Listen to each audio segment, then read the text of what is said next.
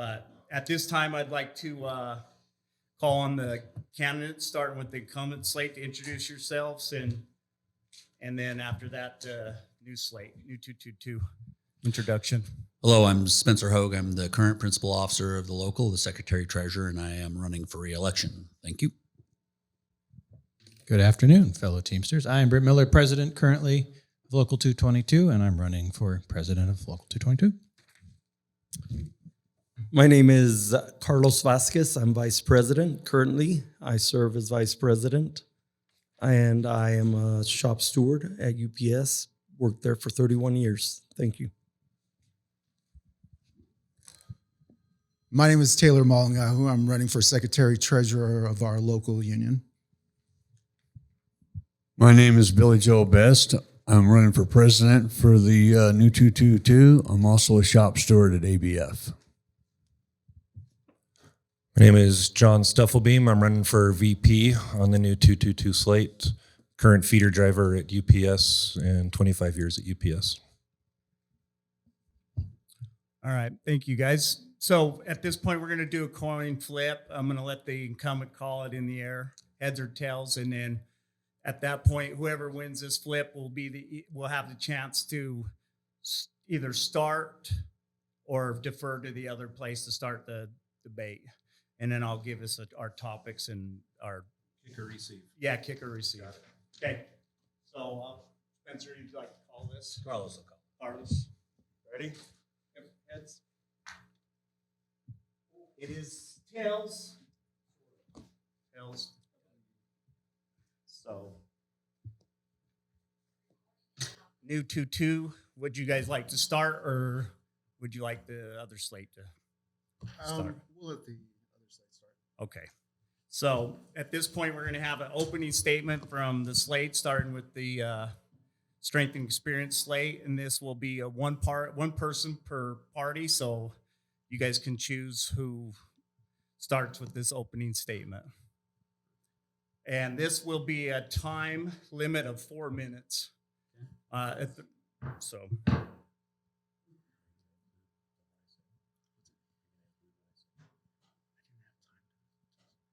Okay, 4 minutes starting now. Well, hello, everybody. Thanks for coming. Thanks for participating via Zoom if you're on Zoom. Before I get into my statement, I would like to thank the committee, especially James Telemontes and Riley Boucher, for putting together the structure of the debate. They did the rules. They did a great job. And then I'd also like to thank Tyler Lester for volunteering to moderate the debate. I don't know how much experience he has in moderating debates, but I appreciate him doing it. I took over the leadership of the local union in 2013. The local at that time had become stagnant. We were shrinking in members. We'd also were financially very weak. With the loss of membership and the financial position we were in, there was a lot of work to do. But also the staff and the membership were not receiving the support they needed. I was also given the huge responsibility of taking on a health and insurance trust, having no knowledge of how that trust worked, walking in the door and being told that it was within a year of insolvency and having to make a decision. Do we save it or do we pull the plug, which would have affected a lot of our members? In the 12 years leading this local, we have grown the membership from 2,800 members when I took office to 4,400 members today. We have more than tripled the financial assets of the local union. We've turned around a trust fund that has been able to improve benefits every year over the last 5 years while keeping costs down for the members and their employers. This has resulted in higher wages and pension contributions for those members that participate in our trust. I'm very proud of the fact that the trust that was once nearly broke now has 13 months of reserves and is growing, which is very healthy. 8 months is the recommendation from the DOL. We have also organized many new members into the union over my 12 years in office, adding American Red Cross, UTA, Gold Cross Ambulance, 10 roads, most recently 100 drivers at Marathon Petroleum. We are currently negotiating their first contract. IATSE, the administrative employees at another union, we have organized those employees. Other organizing victories include Winco Foods, MX Technologies, SWICA, UPS administrative employees, and lab technicians at Medigold. And that's not an all-inclusive list. There's others as well. In addition to organizing new groups, the local has been delivering the best contracts in our history. I was involved in all 3 levels of the UPS negotiations, the national negotiations. That was a grind, spent most of a year in DC. The Western negotiations, and then I was the co-chairman and the lead negotiator for the Joint Council Rider, which is the rider that affects our UPSers here locally in part of Idaho and all of Montana. I negotiated the last 2 Geneva Rock contracts. These were enormous economic gains in these agreements. We have really taken this group to the next level. We also added quality of life provisions in that agreement. Those employees had been forced to work 70 hours a week every week. We got a cap of 60, and that cap is really 56 because if they hit 56, they don't have to work another shift. Medigold, Ryder, Albertsons, ABF, DHL, construction, as well as every other contract the local has negotiated over the last decade have seen significant improvements in wages, benefits, and working conditions. I'm proud to be a trustee on the best pension plan in the country. We've improved those benefits, the 1.6% accrual for next year, also taking risk out of the plan so that we can guarantee that every person that retires gets 100% of the money they're due. I'm incredibly proud of my record. I'm incredibly proud of this local union. I'm proud of the staff, the executive board. We are one of the most respected locals in the country. Our slate name really says it all. Strength and experience. You have 2 choices in this election, strength and experience, or choosing an unknown, untested, inexperienced group that doesn't have the tools to run a local union. That's 4 minutes. Thank you. With that, I encourage you all to vote. And I would appreciate your vote for strength and experience. Thank you very much. Thank you. 222, I'll let you guys start with your opening statement. You have 4 minutes on the clock, starting now. Thank you, everybody. We appreciate your time in attending this meeting. I'm just looking out in the crowd really quick. Just so proud of this moment of first. Good afternoon, brothers and sisters. My name is Taylor Malnga. I'm running for Secretary Treasurer of Local 222. I'm so proud to be on this table, on this side with these gentlemen and the rest of our team that's been supporting us. You'll hear a lot tonight about experience. You just heard a little bit about it. Who's held what seat, who's been around the longest, who sat where. They will want to talk about experience through this whole debate. But what we want to talk about is your experience, the experience every member has lived over the past decade that they've been in power. We've experienced the do what I say attitude, the say you're sorry and apologize defense. We've experienced grievances that vanish, MOUs and LOUs that raise more questions than answers. We've experienced being ignored and underrepresented. That's the experience that's defined this local for a while now, a little over a decade. And that's why we're here, because we're ready for a new experience, a new 222. An experience where members are valued, respected, and informed, where your voices matter, where your stewards have real support, where every barn feels connected to the decisions that affect their livelihoods. That's the experience that we want to build, one of unity, accountability, and empowerment. We believe that if we are transparent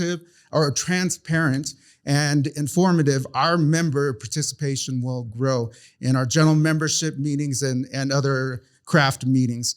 This debate, if you look around, is proof of that. When we first proposed the motion for this debate, it was voted down by everybody on that side. But because of your participation, because you wanted to hear a debate, they brought it back up in a motion, and all of a sudden, we're having this debate. That's because of you guys. You guys did that. You, with us, we build a stronger community. We build a better union. That's our goal in what we're trying to do. We've been fighting for live stream. Awesome to have a live stream debate. We've been wanting to, we reach all across this state. We've been wanting to get this done for our membership, and we have been voted down time and time again. The main basis of what we're trying to do is is to just bring membership awareness to everybody, to get everybody involved. Our vision going forward is to build a culture of empowerment where every steward, every barn, every member has the tools, the training to enforce their rights and strengthen the union for their future. We're not perfect.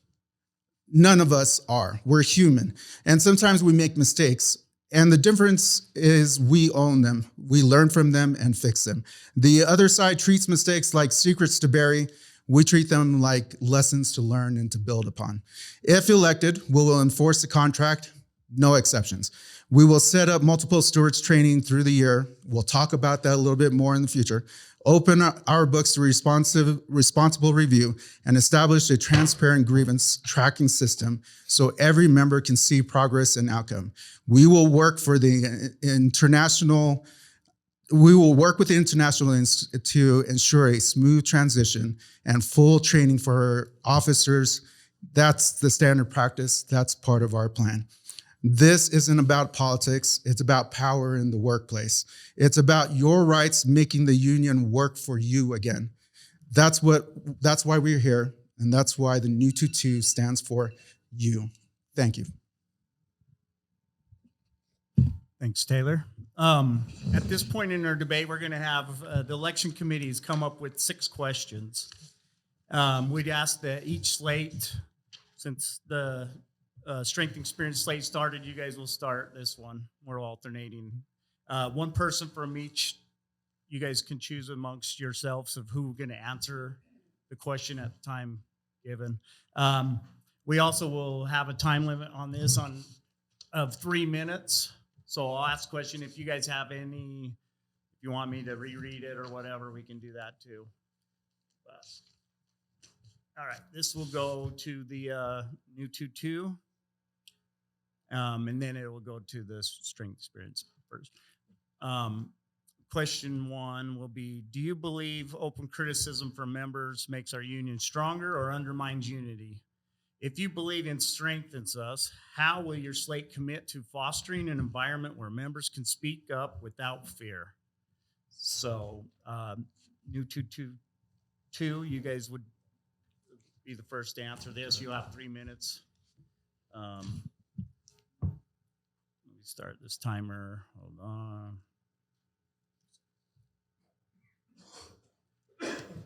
Okay, 3 minutes, go. So the question was, does criticism help strengthen the union or undermine unity? Of course, criticism strengthens the union because criticism would be coming from the members, and we need to be open and transparent with everything we're doing in the union.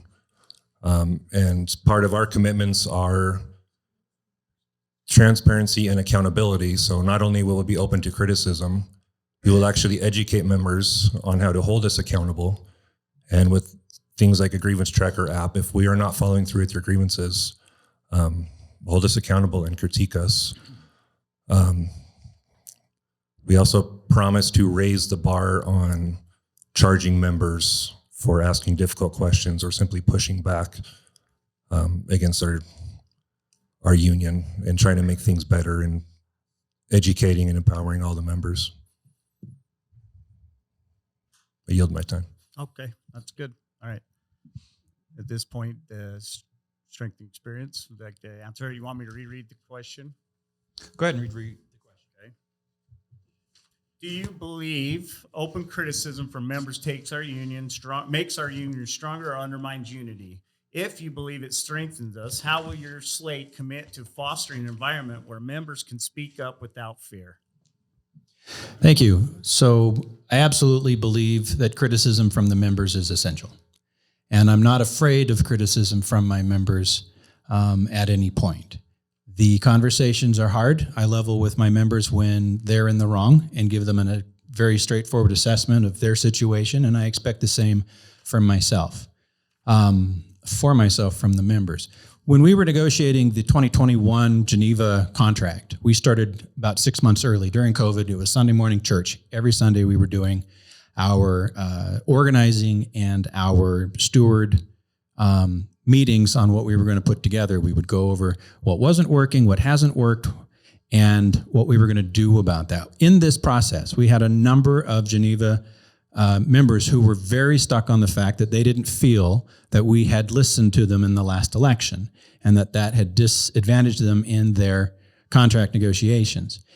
Throughout that conversation, we had added the mail-out questionnaire for what do you want on your contract.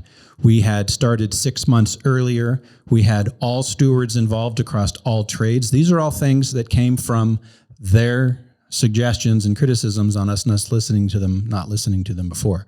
As we were going along, we pointed out that there was an organizer, myself, on the call so that we could organize not just our folks together, but around this contract so that we could get the contract that we needed and they deserved.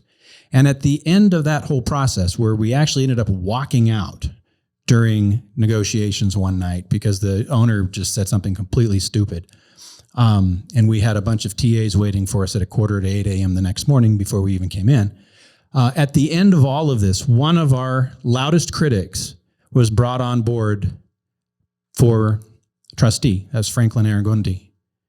And the reason he was brought on board was very straightforward. He had no hesitation in sharing his opinion, and his opinion, not necessarily one we agreed with, was well argued and well researched. He had a good point to make, and he was not afraid to speak truth to us, and that's what we look for. We brought on an organizer, Bob Mendez. He's currently one of our business agents, and also had some very harsh criticism as how things had happened in the past. We took their information directly. We worked through what we could fix with this situation, and we have one of our best construction business agents was one of those guys. We had a fantastic trustee. So I'm not afraid of criticism. And if you have quality criticism, you may find yourself even more welcome here than you thought you might have. And I will yield. Thank you. All right. So since you guys started, this will go to strength experience. Next question first, and then the new 2-2 will answer after that. What is your stance on the House Bill 267? That will go 3 minutes again. Hold on. What's that? 3. 3 minutes. Yeah, you guys go first. Go ahead. Starting now. What is my opinion on HB 267? Well, I fought it from the start. We became aware of this bill starting in December before the state legislature came into session. We were aware. We worked with the UEA. We worked with the AFL-CIO to fight this. We were up in the galley every day, being visible, talking to legislators, letting them know where we stood. At the end of the day, in the House, the thing that killed us was 10 brand new Republican legislators were harangued by their leadership and told that they would vote a certain way. And we lost that fight, but we didn't stop. And we continued. We would not yield on that issue. And we created a coalition of unions to fight this. Now, why is that important to us? It's important to us because of 25 members at Magna Water that we were backing up. And I'll tell you something, Britt and Spencer will tear the legislature apart in order to save 25 jobs. Just think what they'll do for you. Now, at the end of the day, what we ended up doing is having a referendum.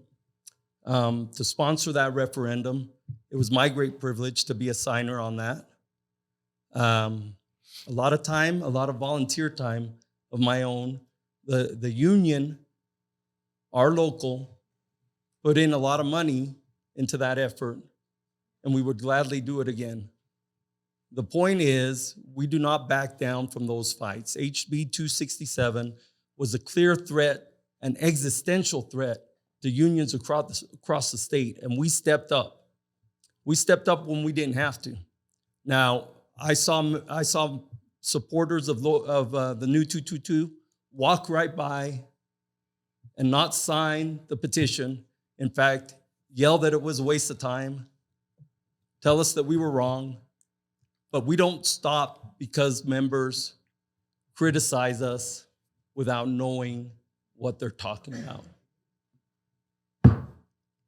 At the end of the day, we're still fighting that fight. Proposition 1 will be on the ballot in 2026, and I encourage everyone to vote against it. Vote no on Prop 1. We're still fighting that fight, and I would encourage everyone to join in that fight. Thank you. Thank you.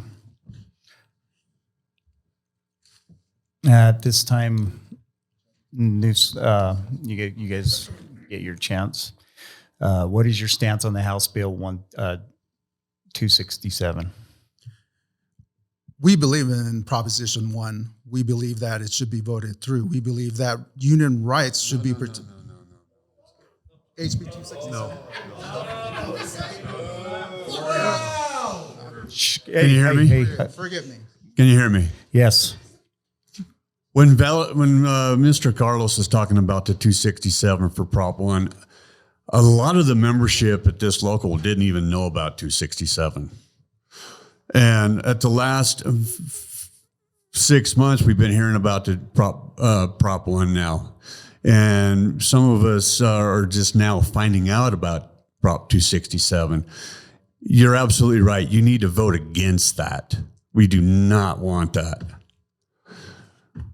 We have the right to organize a union. It doesn't matter what sector you're in. Our Constitution gives us that right to organize.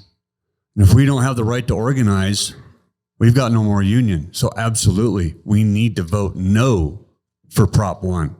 We need to back up all our union members and everybody, and in the public sector as well, by voting no for Prop 1. Thanks, guys. Thank you.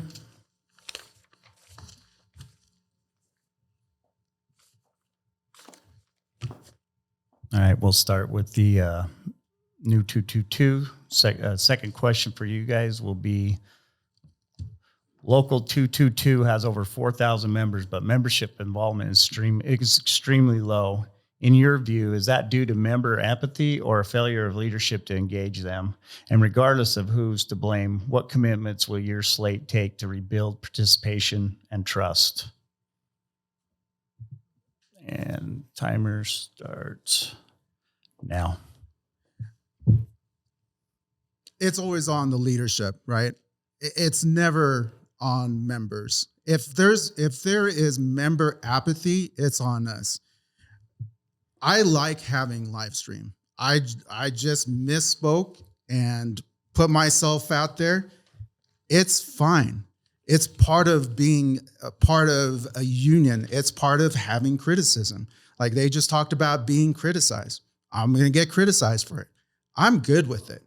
That I have a great team who back me up, and if I make mistakes, I listen to them. We wanted to propose an amendment to allow audio-visual in our meetings, our general membership meetings. And it's mainly to get everybody participating.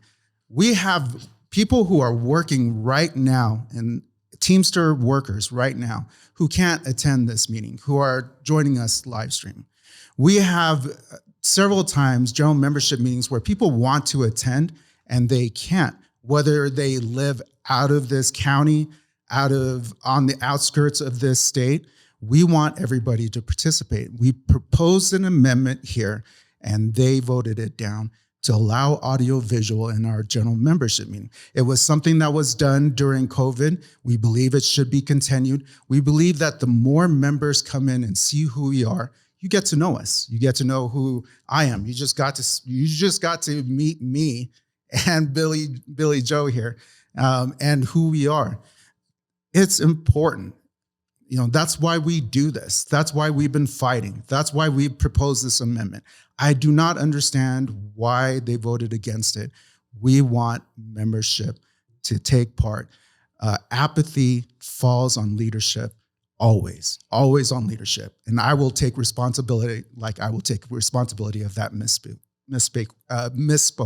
I'm still doing it. Thank you. I yield my time. Thank you for that.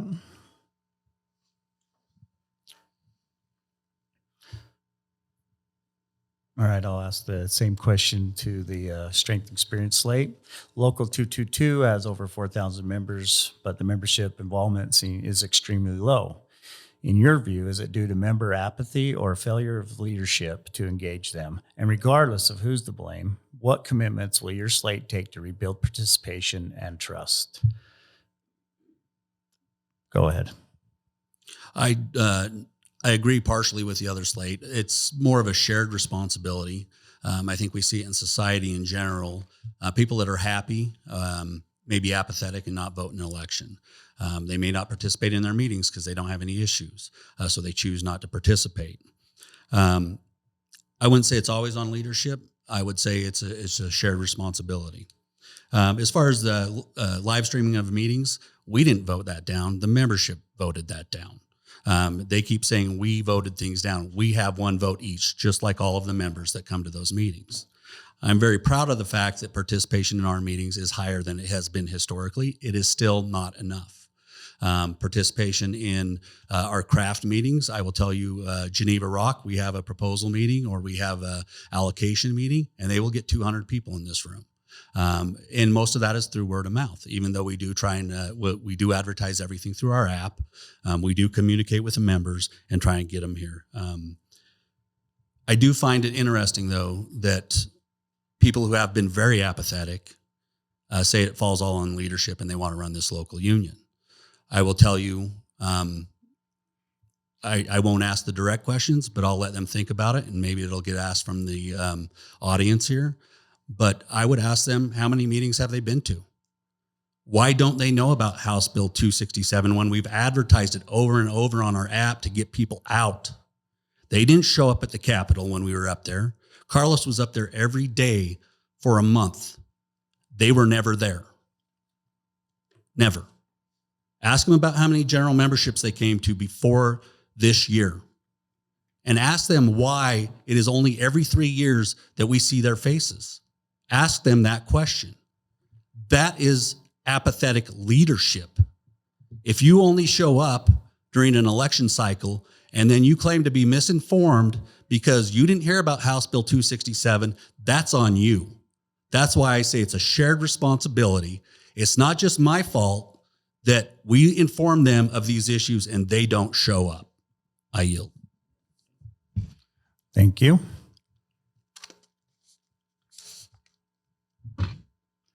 All right. Next question.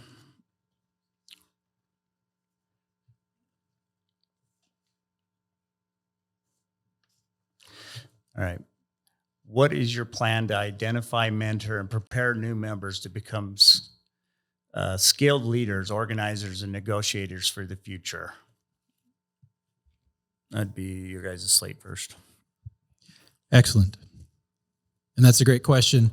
I love working with Teamster rank and file and seeing what gets their attention.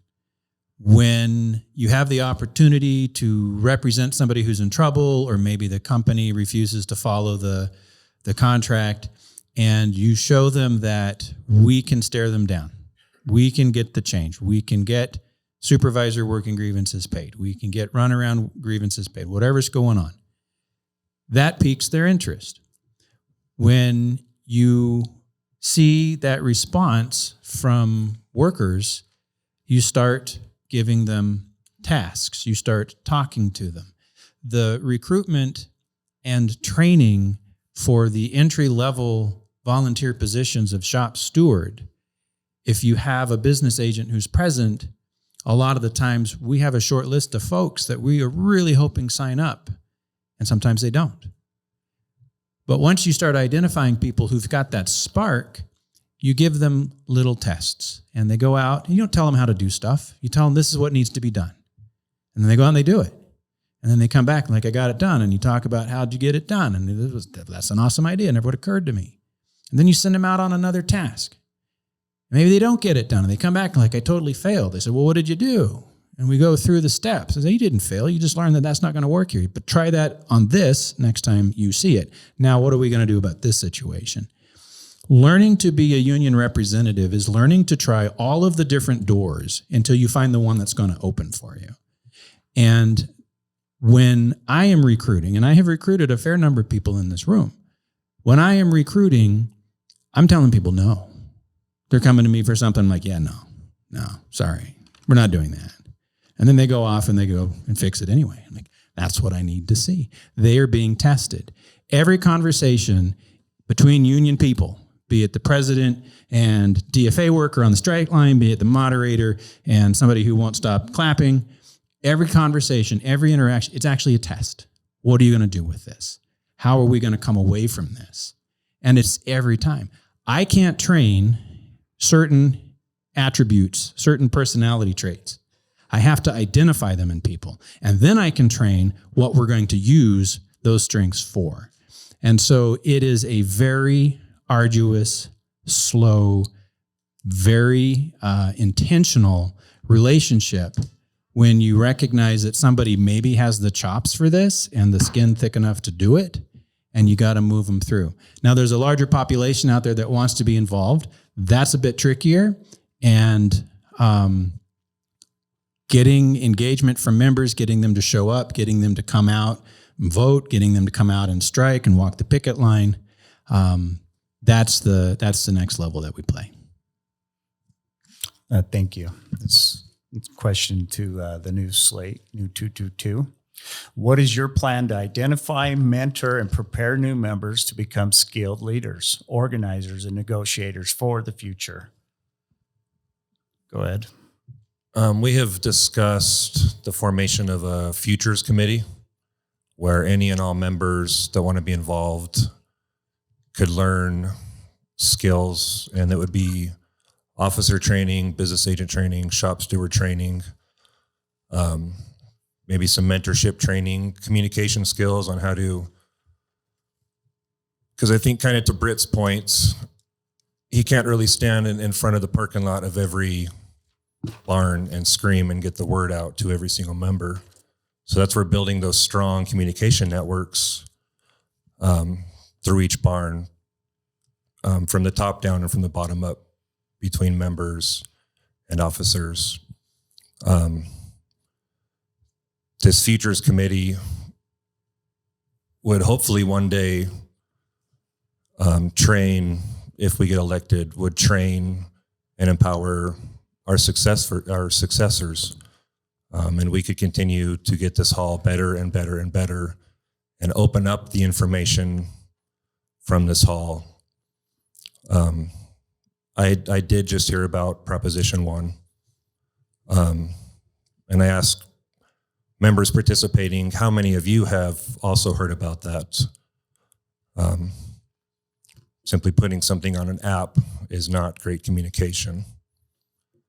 So we want to build through digital means and build really robust communication structures through all the barns. For the first time ever, I've been speaking with ABF drivers, Geneva. We've been in contact with T-Force. So what our campaign is doing on a small scale is something we would like to expand if we're elected, and bring in and unite under a union all of our members and all of our barns across all of the departments, and in my opinion, end the division. Yield my time. Thank you. All right, so this will be first for new 222. With the contract enforcement and shop steward training both being extremely critical for members, what is your plan for the future for contract enforcement and steward training? Go ahead.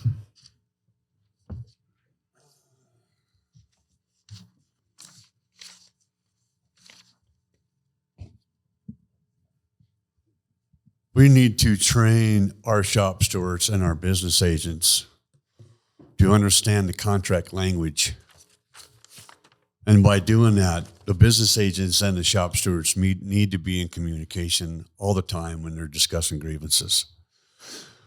When you have contracts as such as complex as Master Freight, UPS, national contracts, there is so much gray area in these contracts that with the business agents and the stewards working together to win these grievances, we need to educate these guys and keep all our members enforced too. But when we go to talk to managers about our contracts and these grievances, the managers are like, well, I'm not going to pay that. Just go to panel. But we need to contract language is we I don't know. We just got to enforce contract training. Their white paper contracts are pretty simple. I mean, they're short. They're not as complex. But shop stewards and business agents need to get together and work the contract languages out. Thank you.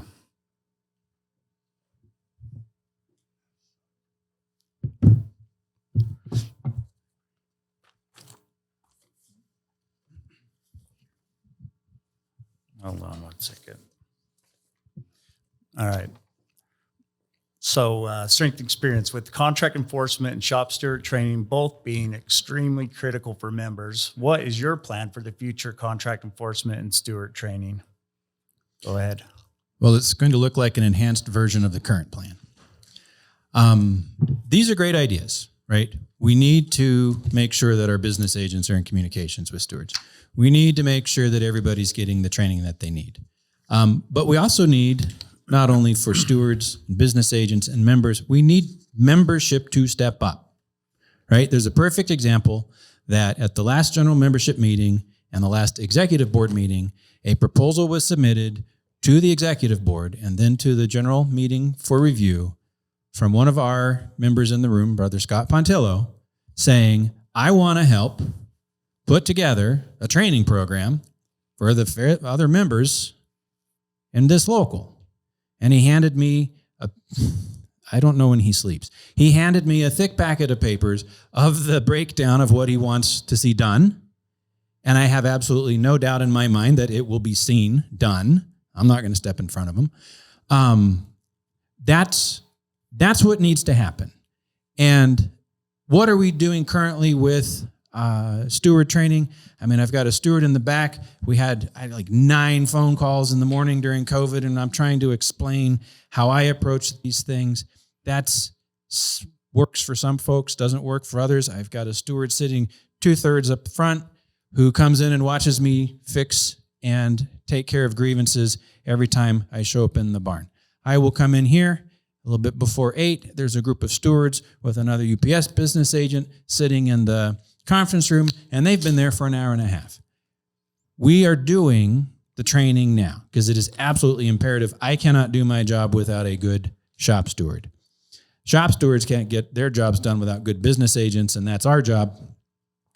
And that's another one.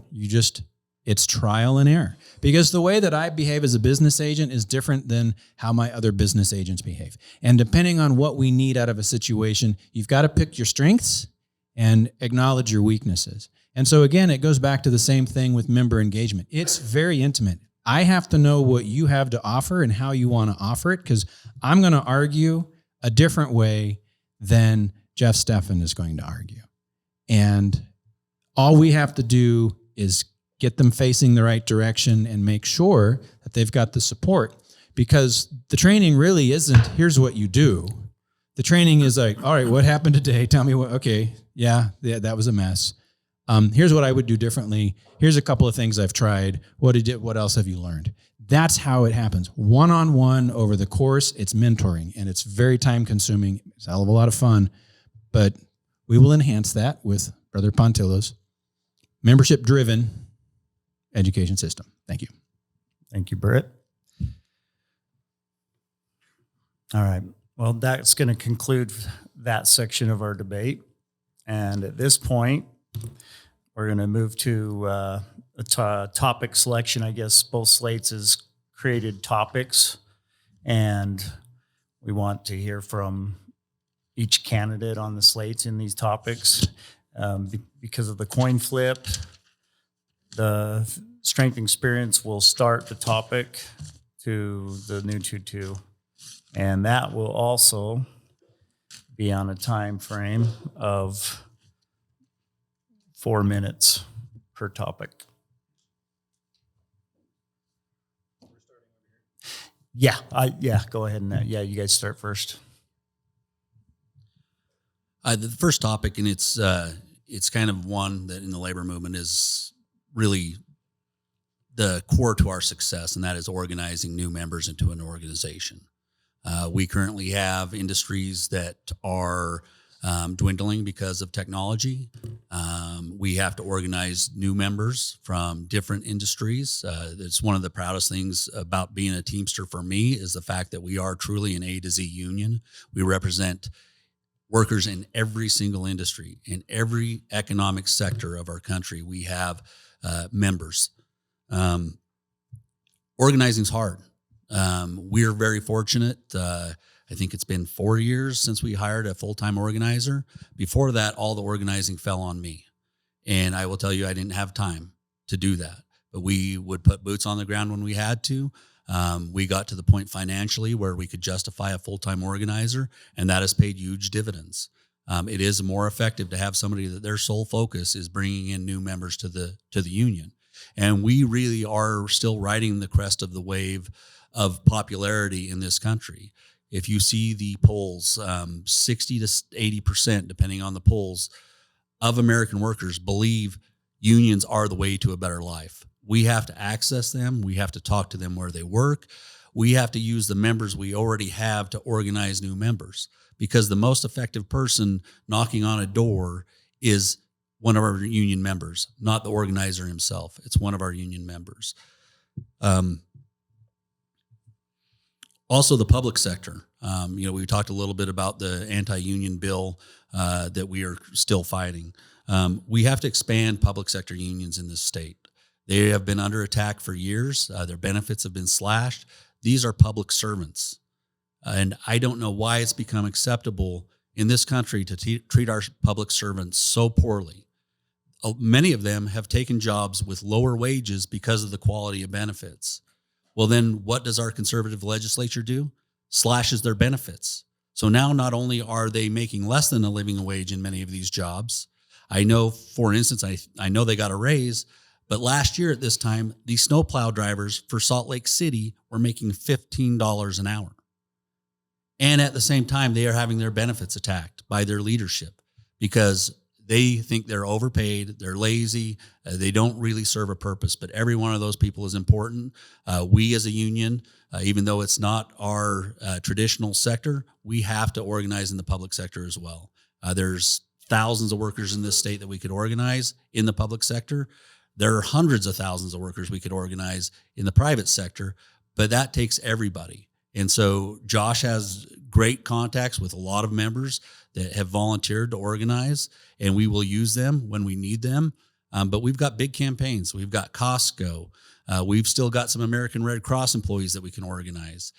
We've got really every industry we need to organize. With that, I yield. Thank you.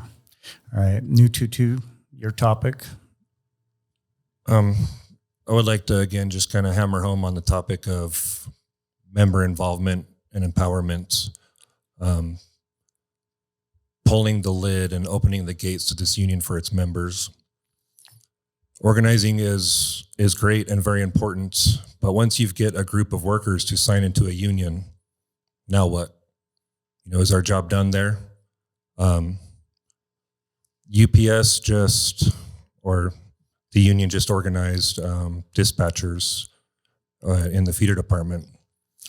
And I can tell you that they feel left out and ignored once they got signed in to our union. It has been a small handful of feeder drivers that have been educating them, handing them contracts, and helping them organize shop steward votes. They just voted in their first two shop stewards recently. Well, it's all up in your head really clear until you start talking about it. Stuff like onboarding and new hire training. We have a barn that has been organized for decades, but we still have Weingarten rights constantly violated in this barn when it comes to disciplinary action. If we get elected, we will start education from the ground up day one with new members. I know that there are many members that have grievances. They feel like their grievances are lost. Their business agents are too busy to get back to them, and maybe the business agents need better and stronger support there. So this is what I mean by opening up this union and empowering members, educating, showing up face. I'm kind of by leaps and bounds, the far more tech savvy one on my slate, but improving using technology in the 21st century to get through to our members, and also much more in-person visits, getting shop stewards to feel more empowered and backed up. So by prying the lid off of this union and shifting the power dynamic from the bottom up. Thank you. All right. I'd turn to strength experience. Next topic for you guys. I will go ahead and go because it follows up on technology and membership engagement. What a great thing to talk about. So here's the frustration. We have an app, okay? And we send out a push on the app that hits about 1,000 people. That's a lot if they open it. We have social media. We've got the Local 222 Facebook and then the Instagram. We've got Friends of Local 222, which was quiet for about 3 years there until about a month ago. We have a freshly updated website. I don't know what questions you may have, but I guarantee the answers are going to be on that website. It's amazing. Membership engagement is tricky because I'm putting it out there. I have union boards. I have 3 times a year we send out the Rocky Mountain Teamster. Getting people to open their mail is a task. I'm not going to lie. We send out mail and a lot of folks don't open it and read the information that's there. It's a two-way street. I would love to see more engagement. And if you have plans and you carry this election, I will bring what I have done so we can talk more about it. If you have plans and we carry this election, I would love to have you come and help us out with this. The challenge that a right to work local union faces is that we are economically disadvantaged on purpose by the system. As a result, we run a rather slim staffing profile. I believe that this is probably the heaviest we've been staffed in a while. And where I'm going with this is the training module that I want to put together to help my stewards deal with security interviews is going to have to wait until I get this job back for this driver. And while I'm getting that job back for that driver, this guy gets fired. And those things that we want to do keep just staying right out of reach. We'll play with them around the edges. We need member engagement to increase member engagement. It feeds upon itself. And if that comes out of this election, regardless of where this local goes, that would be a win for everybody. And I urge everybody here, you're welcome to come and join us and say, hey, look, this is something I feel very strongly about. What do we do? Well, let me give you some thoughts. What do you really want to do with it? As far as information goes, we have a very comprehensive and robust software platforms for tracking grievances, tracking members, communicating with members, and it's called Salesforce. We've been one of the first locals to really engage with Salesforce. It helped us put our grievance procedure online so you could file grievances online, and we can track grievances. If you feel that your grievance hasn't been dealt with, there are folks here who can take a real quick look at that and tell you what happened or what didn't happen. I know at the UPS side of things, since the beginning of 2023, we have adjudicated over, I think we're pushing 13,000 grievances at this point, and that's over $1.25 million. That's a very finely tuned tracking mechanism. And yeah, we've put a lot of effort into making the robust experience online for folks, and we find that it engages a lot of people, doesn't engage everybody. That I yield. All right, thank you. All right, the new slate, you go ahead and choose your topic, and whoever's going to address. Time starting now. My topic is informing the shop stewards when we have grievances down at the panel, won or lost. We need to be able to have a system put in place where our shop stewards can go right to the ruling of those grievances. Because the problem we're having a lot of the times is when we have new management, we're finding ourselves having to go through all the grievance procedures all over again, constantly fighting new management. But if we can come up with a system where shop stewards can go right to that grievance that's already been heard, it's a tool for the shop stewards to go to where if a member comes up and says, I've got a grievance for this, oh, I think I remember something about this. Let me see if I can pull that up. They go right to that. And it should be categorized too with different departments, with over the road, for say, P&D, doc, all that. Should be easy to access. But a lot of the grievances can be stopped if the shop stewards had the tools to show management, hey, we've already grieved this. We've already won this. Let's just pay it. And if there hasn't been a grievance on a particular article in a contract, then we can go ahead and grieve it, discuss it with management, and then the next level is then we have to turn it into the business agent and go through the process. But the tools that a shop steward would need would be one of those, and that would make our jobs a whole lot easier every time we have to deal with new management, and we go through management all the time. And it's a never-ending process. Thanks, guys. Thank you. All right, last topic for the strength and experience slate.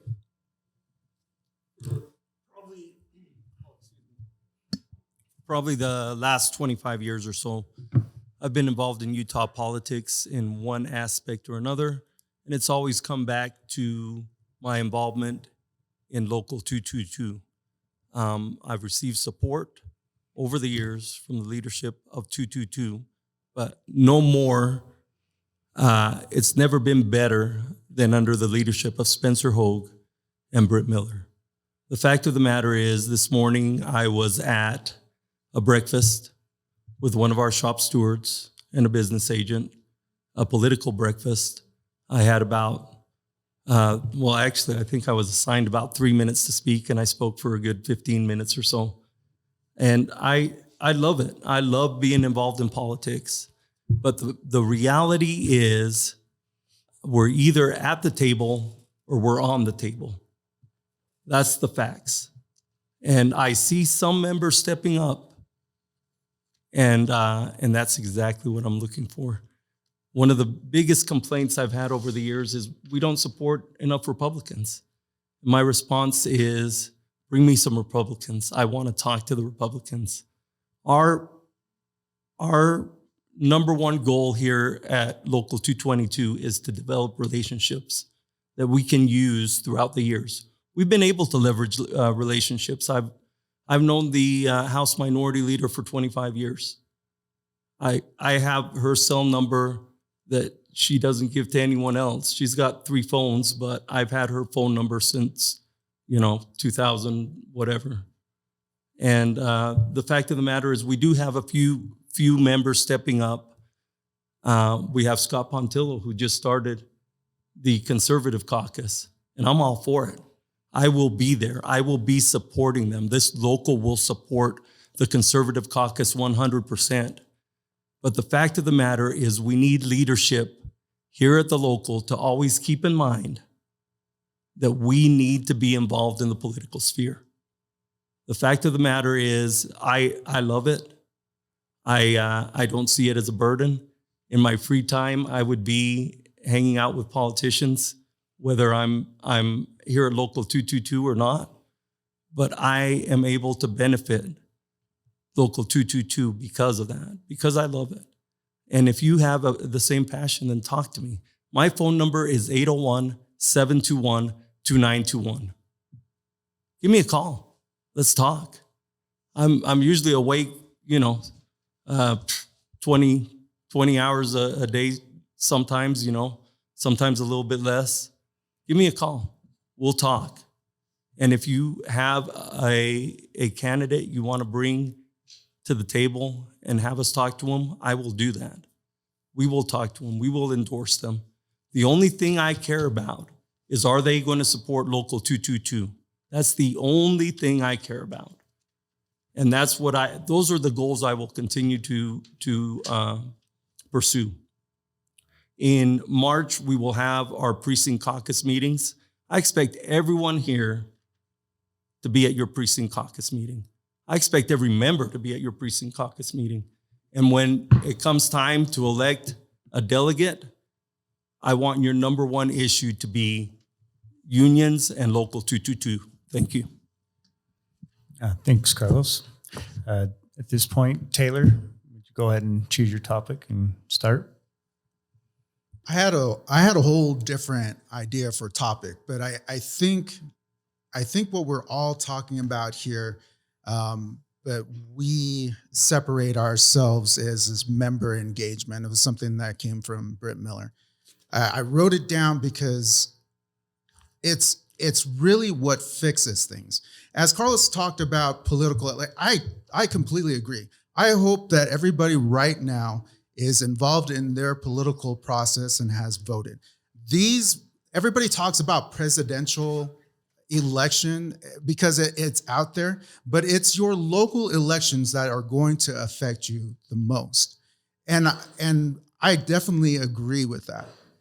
But what separates us is that first off, it comes to you members. It's our responsibility as leaders. I understand what Spencer Hogue is saying that if you don't show up, that's your fault. He's speaking to all of us. I don't agree with that. I believe that we as leaders need to make ourselves more available. Yes, we are trying. Yes, there's apps. But we could still do more. If we get more membership engagement, then we become a more powerful union when it comes to voting. When we get people voting, right, like last election, we had about a quarter of people that voted in our union. What happens if that's at 50%? What happens if everybody's engaged and they find out? I did hear about our House bill here in a general membership meeting, but how many people attended those meetings? It wasn't many of us. If we get more engagement, we become more powerful politically.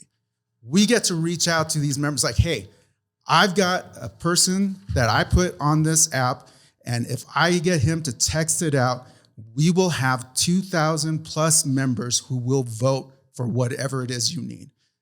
We need that leverage. If we can't get our members participating now, what kind of leverage do we have politically? I completely agree with what you're saying.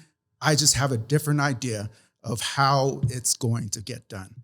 Membership involvement first. You guys are first. That's it. Thank you. Hey, thank you. All right, that's going to wrap up that portion of our debate, and we're going to move to a new section. At this point, we're going to have each member of the slate gets to ask a question to the opposing slate.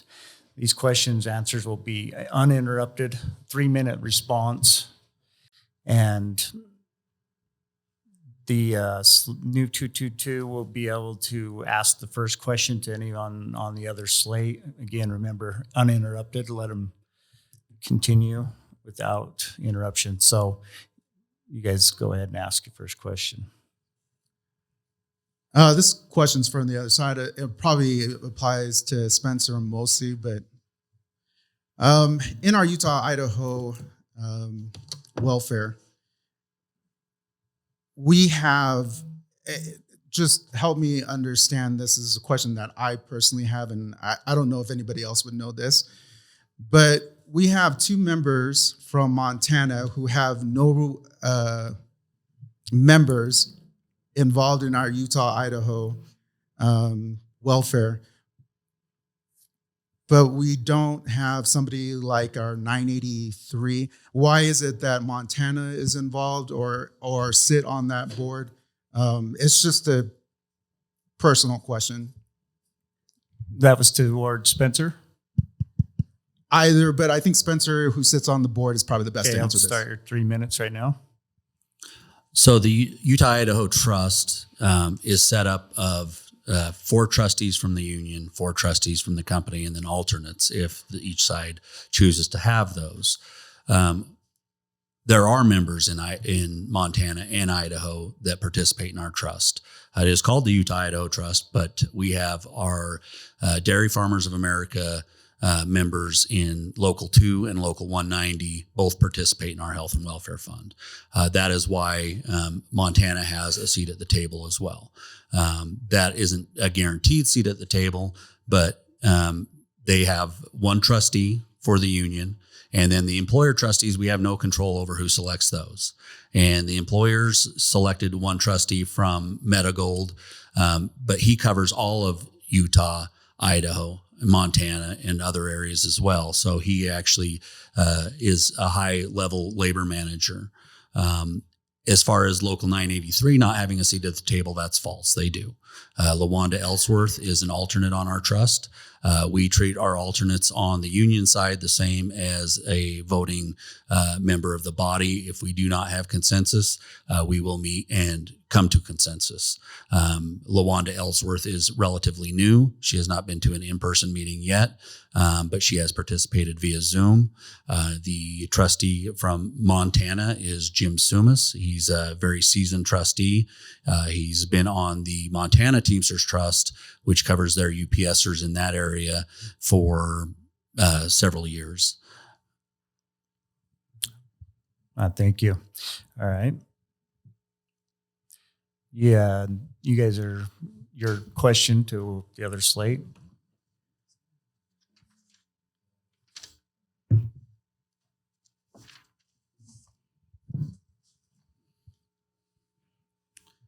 This is to Taylor. One of the leading causes of job losses right now is automation and AI.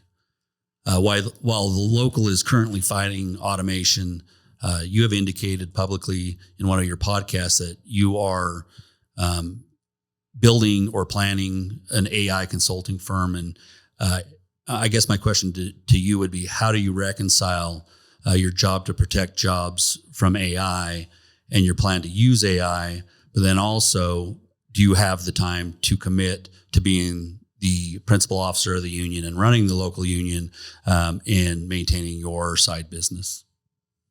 All right, 3 minutes start now, Taylor. Sorry, there was a couple of questions in there. Okay. Just really quickly about AI. Just recently, there was an announcement of a large facility being built out in Delta. I don't know if anybody's heard about that. It's going to be one of the large facilities, but I think a better way or a better example to point at is over in our new building for UPS. For those of you who don't know, they are trying to automate everything, right? It's something that we're going to have to deal with.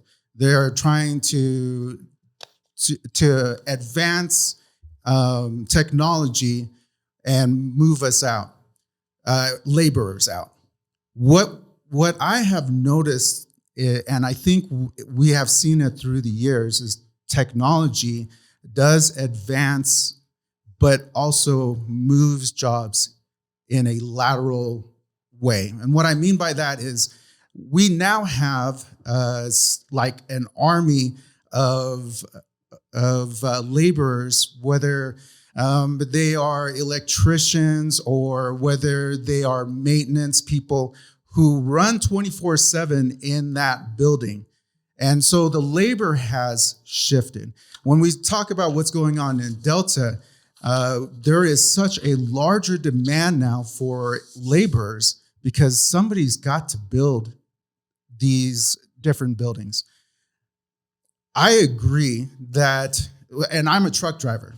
Right now, if you guys don't know this, XAI is crunching machine learning to teach computers how to drive vehicles.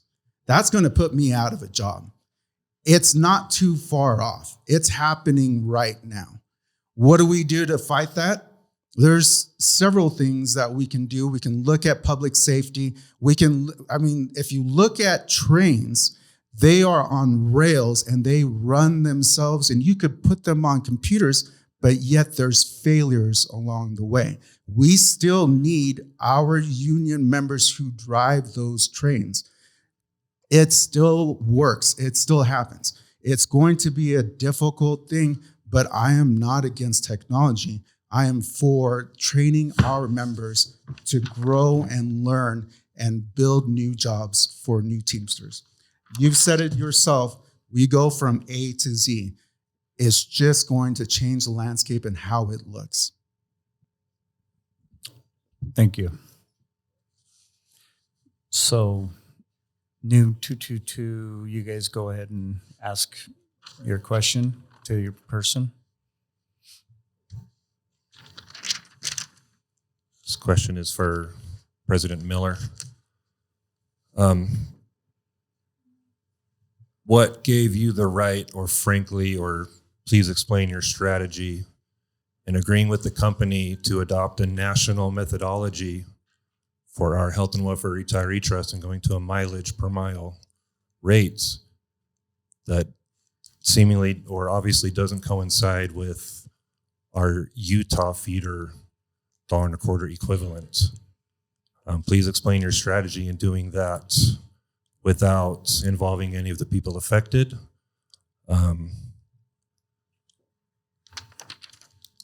It appears to us as though the memorandum of understanding was concealed for at least a year. So if you could please explain your strategy in that and give you an opportunity to explain yourself. Time starts now. Thank you for the opportunity to explain myself. So the grievance itself, we won't get into the details because it's complicated. And when I say it's complicated, I'm saying 10 years as a business agent, this was the most complicated grievance I've ever dealt with. And because it just had many layers and many challenges. The grievance was actually filed in August of 2020, right? And it rode the docket for 4 years, which is ridiculous. When I took over, my first priority was getting that thing fixed. I was taking over the end of 24. We had one postponement with the new language. And so I had to have that resolved by the March panel.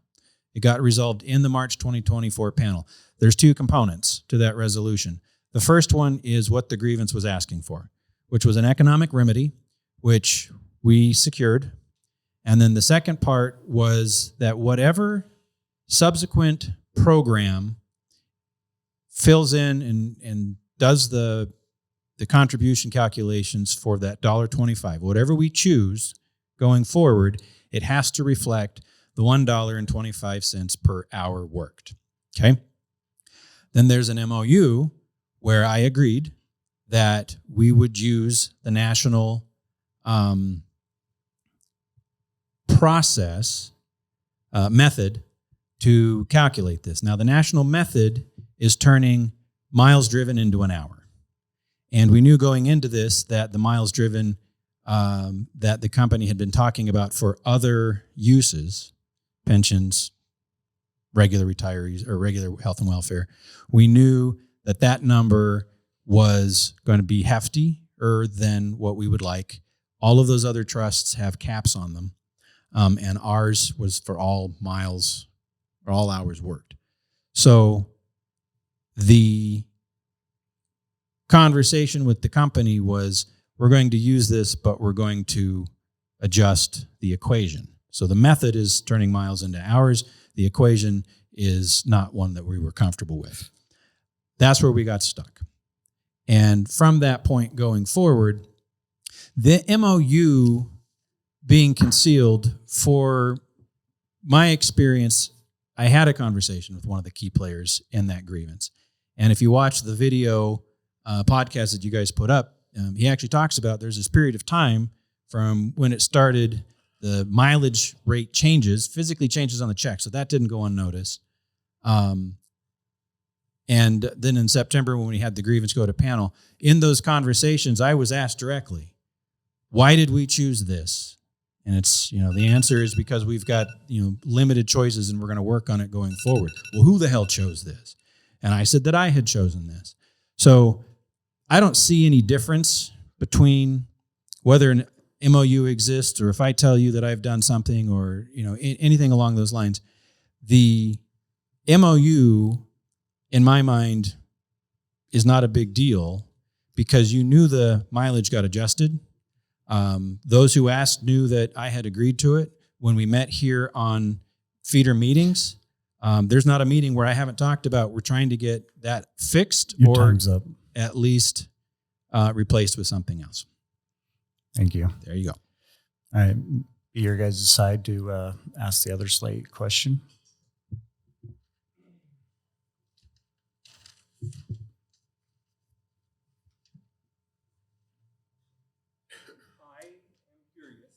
Who's this? Who are you asking the question for?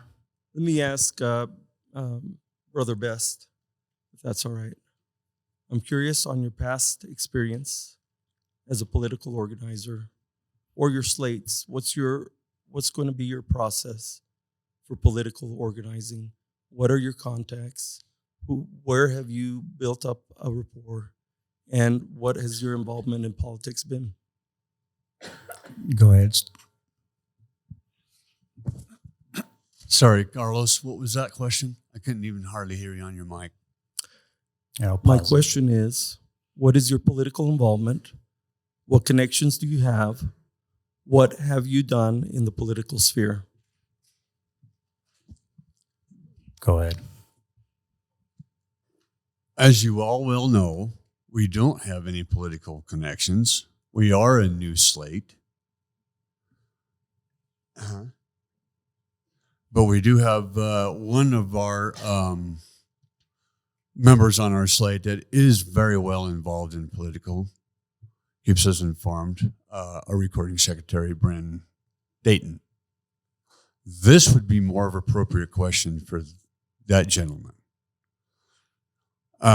Everybody has their strengths and their positions.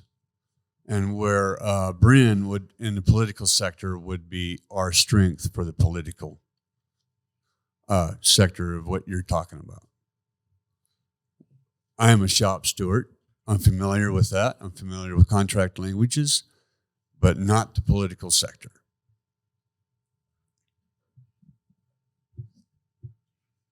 Thank you. New slate, you guys can go ahead and ask your final question. This is to Miller. Again, I've been a shop steward for a very long time, and we've had you as a business agent prior.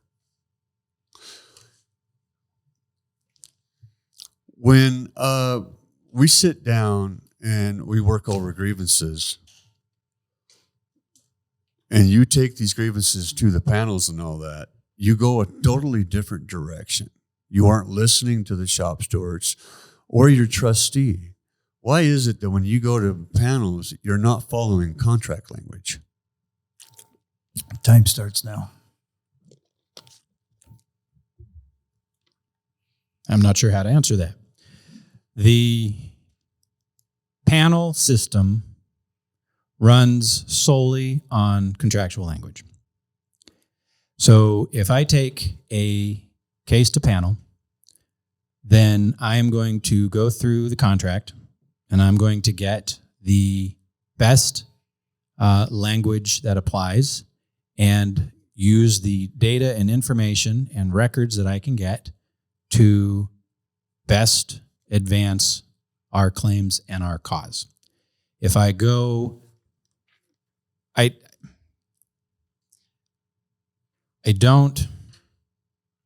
you can't not follow the contract. Okay. So I'm not sure which grievance that you're talking about specifically. I know there was some conversation earlier this year about the drop and hook. Is that one we're talking about, or general, just in general? I take the presentation of grievances very seriously. If I took a grievance to panel and I lost, it's because I did not have the language or the evidence to back it up. I have never gone unprepared. I have prepared cases that were extensive, several of them for ABF. And if the panel doesn't uphold our decision, it's because we didn't have a claim, not because I didn't follow the contract. Thank you. This would be your guys' last question to ask the opposing slate.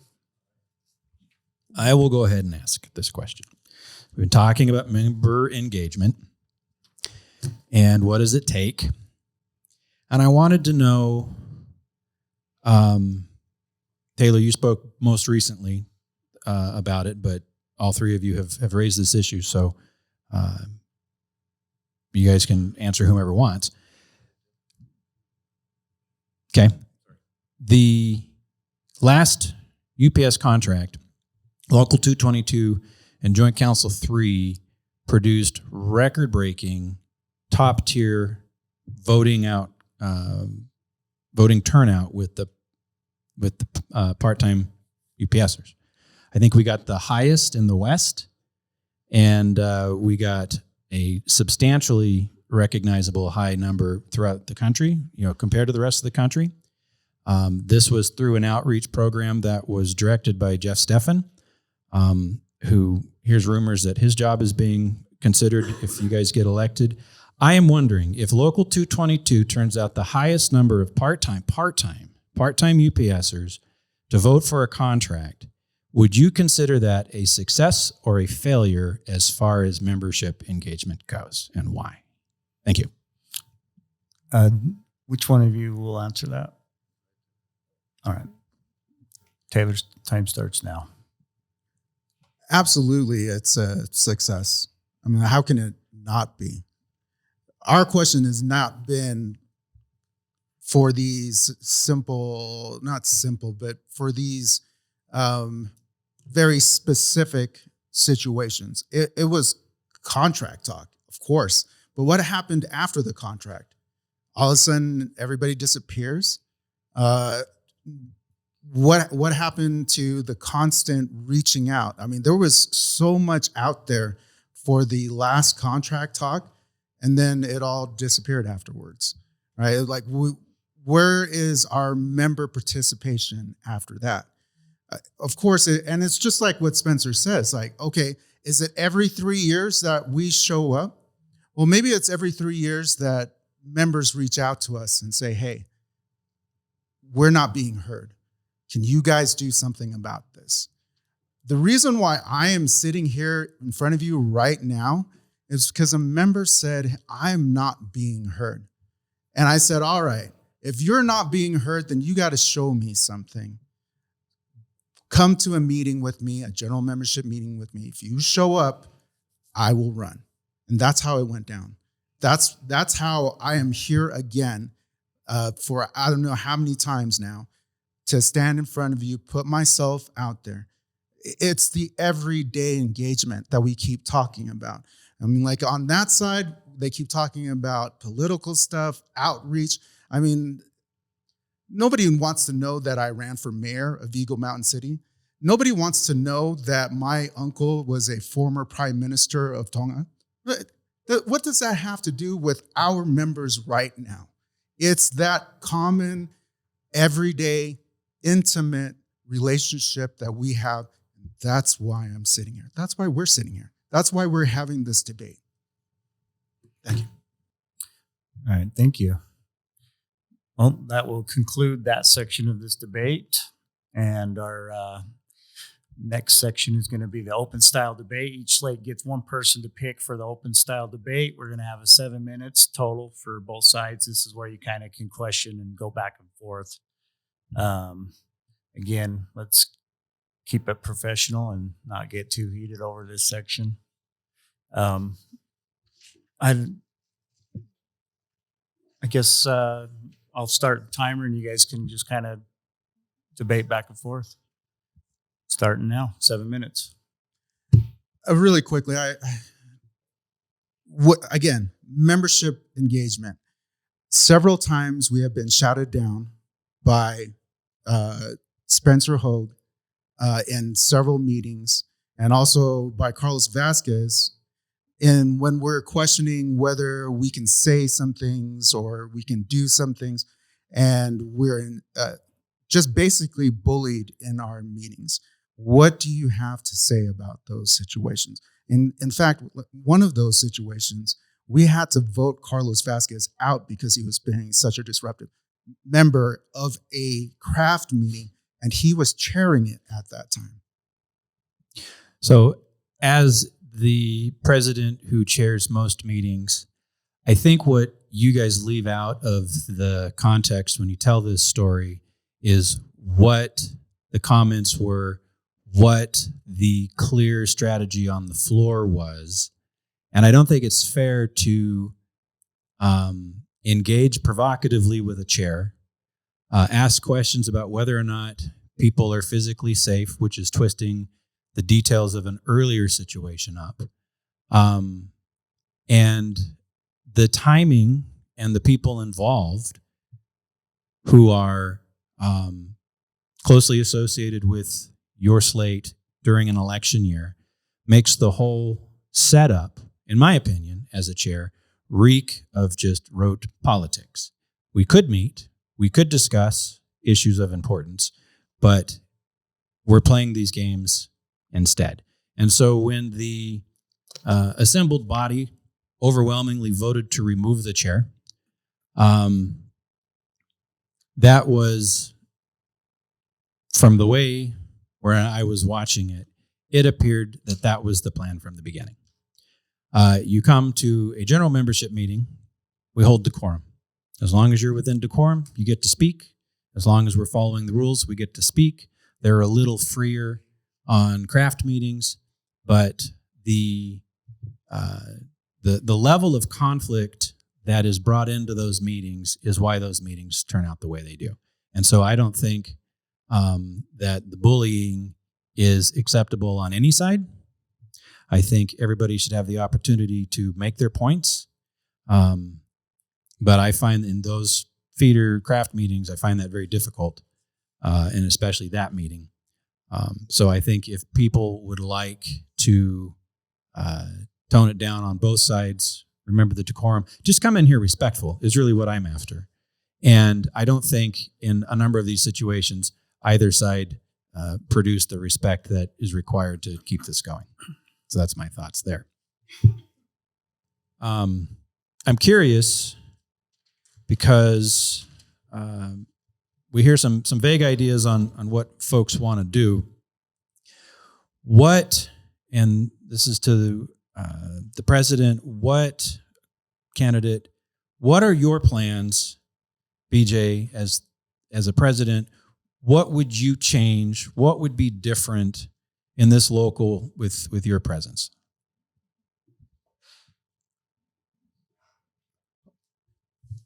As the president, like you said, we would chair the general meetings and whatnot. What I would change at these general meetings is try to make everybody feel comfortable so that they can have, they can stand up and speak freely without any kind of intimidation, because most people who haven't spoke, they're nervous.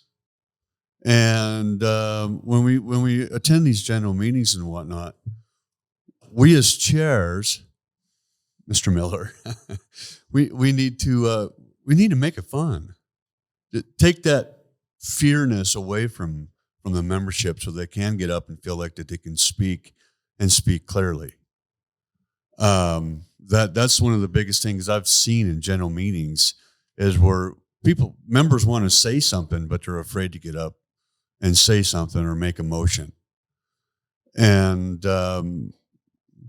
so I think one way to do that is just to make it fun with the Robert's Rules of Order. And a lot of people don't know the Robert's Rules of Order or how it works or whatnot. So as we're up there chairing the meeting, we can teach them the Robert's Rules of Orders and take the time to do that. I know sometimes it might drag out the general meetings, but in the end, we need to make some of this, conversations a little bit more fun. And that's what if we win this election, that's what I plan on doing at the general meetings, is to let people speak freely without fear and help them out with the process. So the Robert's Rules are designed to not necessarily make it fun, but make it efficient and keep it on track. And so my question for you then, to follow up with that, is are you familiar enough? How familiar are you with the Robert's Rules? I am familiar enough to stand up and make a motion. Okay. We know most motions will need a second. Right. Point of order, such as those, point of privileges, stuff like that. And you're correct that the point of the Robert's Rules of Order is a way of keeping the contentious situation under control. But we can also find a way to where we can make that fun at the same time. We have to, because we want our membership to engage. Correct. We don't want them to just come into the meeting and then just sit there and listen. We want them to engage. So Robert Rules, sometimes we can maybe forget about it for a few minutes. So let them have a little bit of fun with it. Teach them. The first 20 years that we've been having meeting here in my career was that way. Yeah. And it stopped in January of this year. In January of this year, I was forced to go through and really learn the rules so that we could keep it functional, not fun, functional. Right. And the first rule in Robert's Rules is that you only use the rules that you have to. And for 2 generations, we didn't have to use any of them until this year. Right.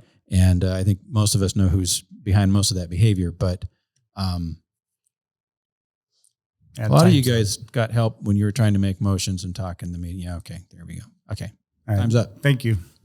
All right, this one, we're going to move to closing statements, uninterrupted by all parties. New 222, you guys will be able to start with your closing statement, followed by strength and experience. This will also be timed at a 4-minute close. Again, I had a whole another closing statement, but I think we're starting to see the real differences of what's going on between the two slates. When we talk about Robert's Rules and what BJ is trying to refer to there is you guys are hearing this for the first time. A lot of you are, I'm seeing people here in the audience, but I'm willing to bet that most people who are watching this have not been involved in Robert's Rules. I'm willing to bet that most people have barely read our local 222 bylaws. I'm also willing to bet that several people in our union have not read their IBT constitution. When I talk about membership engagement, how much have we done to really train up our individual members? How much have we done to put out more training about our Constitution, about our local bylaws? How much have we done to let people know that our bylaws have changed here in the past couple of years? I mean, when I received my bylaws, it was totally different. And I just got another, I just barely got a new one. So for those of you who don't know, we have a new set of bylaws that's been reprinted, redone up for you guys to receive. How many of you guys know that these bylaws are what constitutes our local union? There are several of us in this room right now, but I'm willing to bet that most of our members do not know these details that are very important to us. There's just so much that I want to say, specifically that, you know, everybody talks about just having the ability to speak and to take part. We are learning. We are trying to train ourselves. In fact, we have several caucuses. I appreciate the mention of caucuses that were created in order for us to learn these simple bylaws, these simple rules of conduct, that we may be able to participate in our union a little bit better. We are focused on you, the everyday workers. We are focused on what you are saying to us. We are focused on what you guys want. That's our focus. Everything else about politics and everything else, it's great. It's great to be involved, but you guys come first in our minds. It's your training that comes first. It's your everyday jobs that come first in our minds. Thank you. All right, thank you. Strength Experience, go ahead with your closing argument, closing statement. 4 minutes. Start now. For the last 12 years, our members have benefited as we've grown this local. That's under the leadership of Spencer Hogue and the Strength and Experience slate. We've grown it financially. You heard that we tripled the numbers. We've grown the membership. You heard that we almost doubled the numbers. We've grown the number of employers. We have grown our presence in the larger community, political and otherwise. We all benefit from this strength. We benefit from this experience. Our commitment to empowering members has led to rank and file organizers working on campaigns to win new units. Those are member-led. Some of you, I see some of you who have worked on those campaigns in this room. Get that message out. If you want to be part of that, let me know. Let the slate know. Let Spencer Hogue and Britt Miller know. We'll put you to work. That's the only danger you have.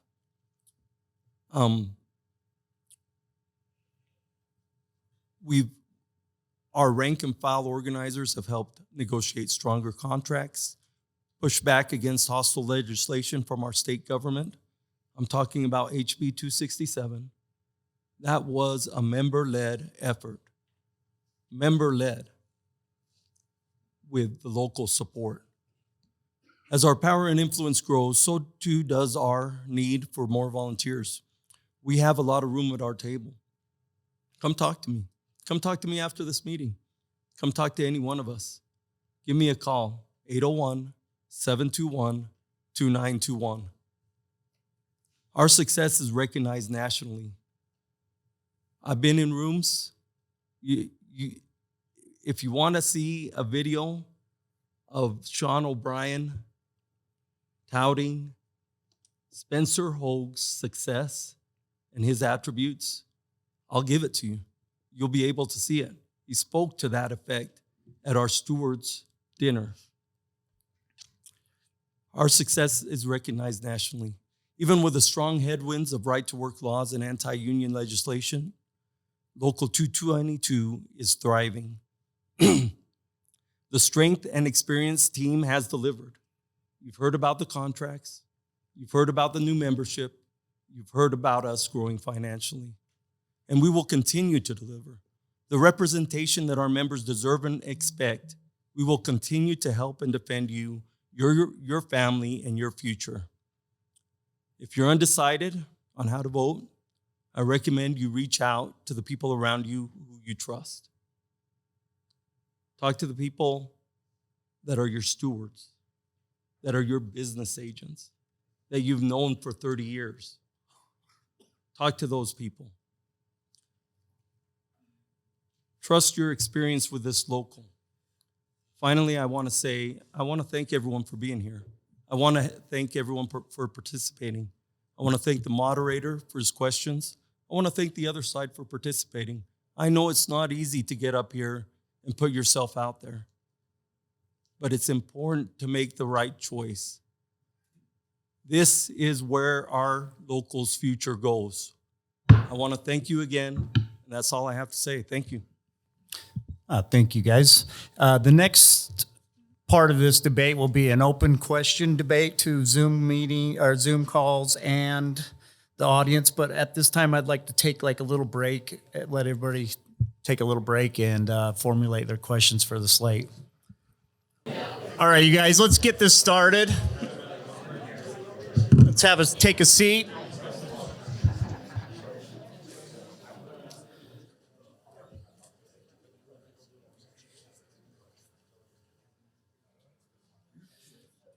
All right, this part we're going to do a town hall style. I'd ask you get up, come up. I'll turn around and you guys want to raise your hand, and I'll pick you guys one at a time. Come up to the microphone, ask your question, and at some point I'll take a few questions from the Zoom meeting. This will be 30 minutes. Also, remember, address your question to specific people or slates.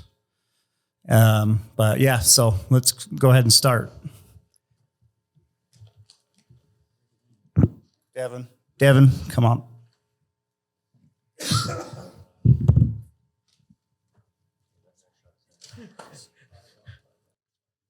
All right. So I wrote this down so it's easier and it's quick.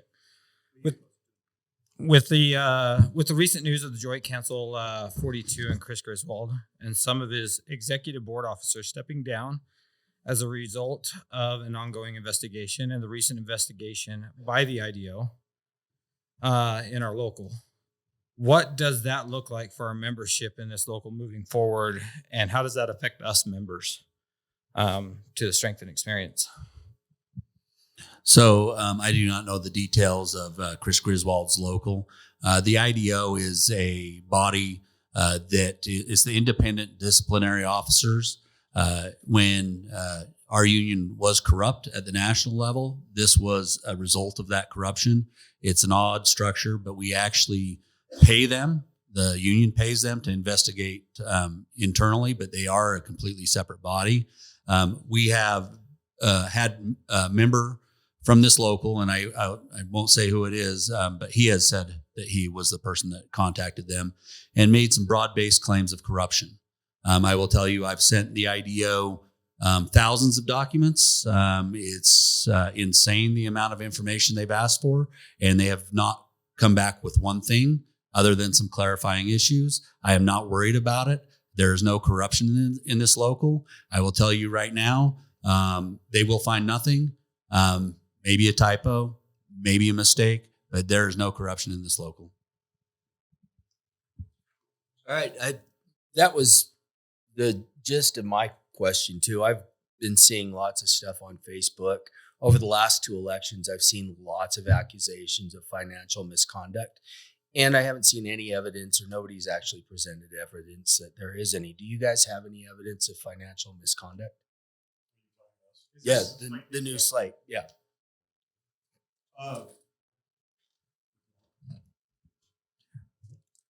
The plain answer, the simple answer is no. We have questioned, we have stepped in and questioned our current administration several times. We've come in and taken a look at. There was a financial audit from the IBT that came through, and we had questions about that. That was basically it. As to these people making these accusations, it happens on both sides, and I really do not like those types of accusations, especially when there's nothing there to back it up. It's something that we discourage, and we hope that you guys are able to see through any, can I say BS accusations? But yeah, it's not a claim that we're making for sure. Is it a claim that you're refuting? I mean, I haven't seen anybody say, "Oh, hold on here."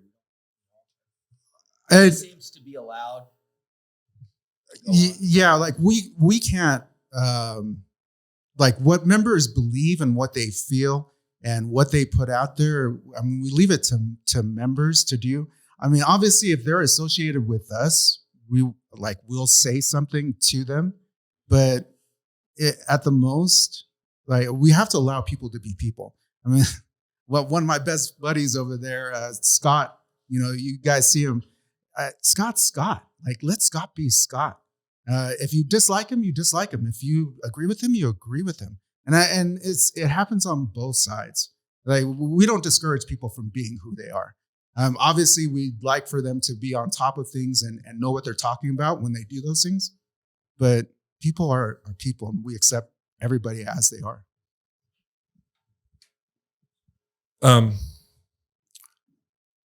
For example, the IBT audits. I don't think that we would have known about that our local was even audited by the IBT. And I believe that's more of a random, just kind of maintenance type audits. Nothing particular that sparked that. But to my knowledge, it wasn't revealed that they were audited. So then certain people have to go in and start asking questions. And that process seems very, very difficult and contentious sometimes. So then it raises more questions. We're given little bits of information, or we start asking certain questions about certain other topics and get told, talk to the lawyer. So to me, if it was more transparent and out in the open, there wouldn't be all these questions around wrongdoing.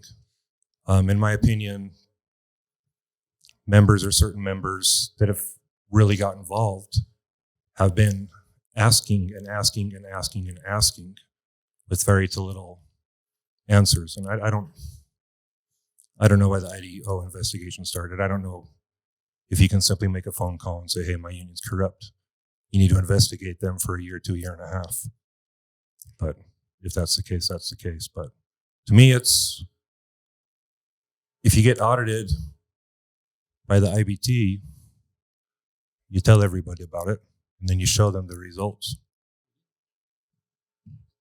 Can we respond to that? Excellent. So in the conversation about the audits, the problem was that all of a sudden we started having attendance at our January membership meeting this year. And I mentioned it's a election year, and so people are showing up, and it's been mentioned several times. In the back and forth from the floor and the chair and the folks asking the questions, one of the stewards stood up and said, I would just like to point out I knew about this in June because I came to the June meeting. We put everything out there. We have been described as Boy Scouts by the Union Busters. I had a Union Buster kick my ass in a campaign, put his hand on my shoulder and said, I really feel bad about this. If Teamster locals were run like 222, I would be out of a job because you guys are killing it. There's nothing in the books. There's nothing. That true story. And they've had a chance to look at the books. And we put them up there monthly. If you look at one of their plans, their plan is to put it up there quarterly. I'm going to skip the talk to the lawyer bit. I just wanted to point out, if you attend the meetings, if you show up to find out what's going on, you will know what's going on.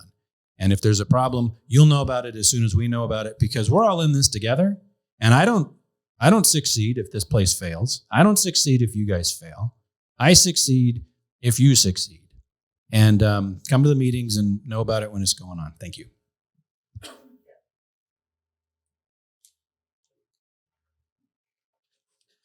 I would direct this question to everyone here today, and I would love to hear from each person if that's appropriate. But what success stories can you share where you held the boss accountable and won big for members on the shop floor? Do you mind if I go first, Carlos? I'm a UPS feeder driver. I'm not a shop steward by any means. I was a shop steward while I was in the hub as part-time and full-time. I am a vacation coverage driver, and I was notified by another driver that there was a run on the following week was to be scheduled. It needed to be covered Monday through Friday, but it was on the daily sheet to be covered day by day by day, where I would have been the number one driver on call and that run would have been mine.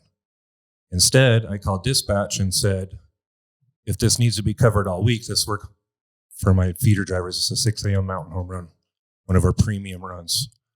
I called dispatch and said, this needs to be, as of right now, you've only got 8 drivers to go back and call to fix this problem. So they did, and it went to number 6. I was number 10 at the time. I didn't get to do that run, and I still chose to go on call. So I could have been quiet about it, and that premium run would have been mine, but it was not the right thing. It wasn't the moral thing to do. So I had dispatch fix the problem, and it went to the proper seniority driver. Another thing I've done is oftentimes we get pushback from our dispatchers as far as refusing unsafe conditions and or unsafe equipment. So I did quite a bit of research and printed out a 2-page paper citing specific quotations and citations from our 49 CFR, OSHA, STAA, and our Article 18 out of our National Master, and made a copy for every single one of our dispatchers, educating them on not only, and what I learned was, I knew we were legally protected in refusing unsafe equipment, but as CDL drivers, we are federally obligated to do so. So that was something I learned, but I printed all those out and handed it to every single one of our dispatchers. So I've mentioned I have 31 years at UPS, most of that time as a shop steward, and I'm having a hard time picking one situation where I've held the boss to account. But I'll give you a recent situation. I got called in to run a run on my vacation week. I had signed up to run that run. I thought it was unusual. There were people laid off. So I called another shop steward. His name is Garrett Matthews. I asked him to look into it, and he came back pretty quick saying that they had, they didn't want to go below a certain line, a certain threshold on the seniority list. So they had called me and another driver in to run on their vacation. So the way I held the boss to account is I got 2 people paid for that day. I got another person paid for what I ran, and I ran the run. At time and a half, I cost them 2.5 times what they would have normally paid. And the point is that that's how you hold bosses to account.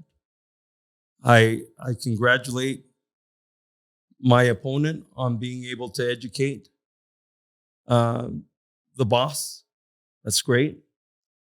But education doesn't really work unless you put some money to it. You need to teach them a lesson. And that's how I hold them to account. And that's how I'll continue to hold them to account. And I'll give you a dozen more examples if you want to talk later. I had a lot of going through my mind of different things that I've won and I've fought for as a shop steward over at Yellow. But you reminded me of something, Carlos.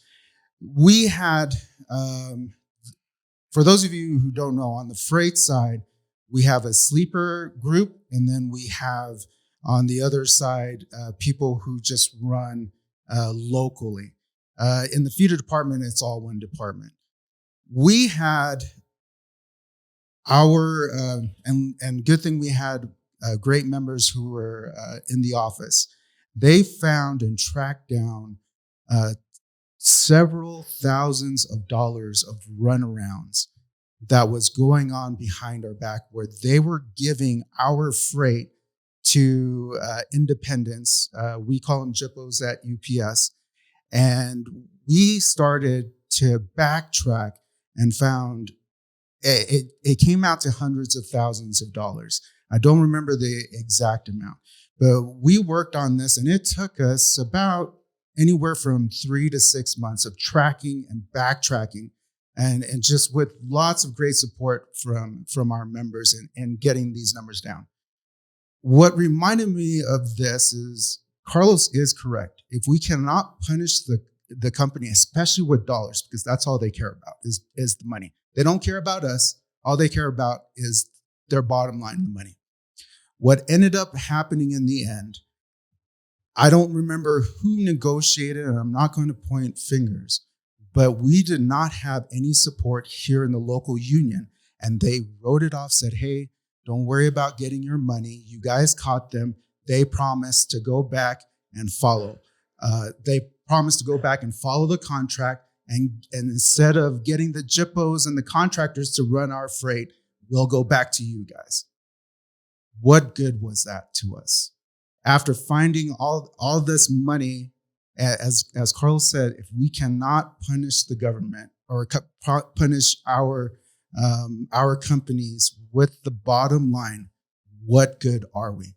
That was a very disappointing moment, and something that has stuck out with me. I'm glad Carlos reminded me of that. But that was something that we did as a team. I was a big part of that.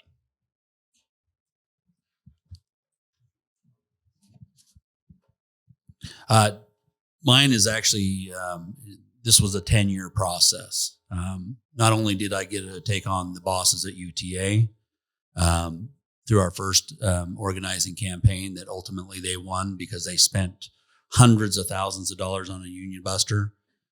We went again and organized them again. They rejected our organizing efforts, and we went to the Supreme Court, and we won. We prevailed. Well, fight wasn't over there. They took us on again because they took their ball and went to the legislature and said, hey, change the law so we can undo this. So they did. So then I got to take on the assistant district attorney who is in-house counsel for UTA. I got to call him out in front of the rest of the board in a meeting and threaten him. And he asked, are you threatening me? I said, I absolutely am. And you'll find out. And so then we proceeded to protest $270 million in grants that the government held up because of our fight for 40 UTA supervisors. Now we have 50 members at UTA because of that fight.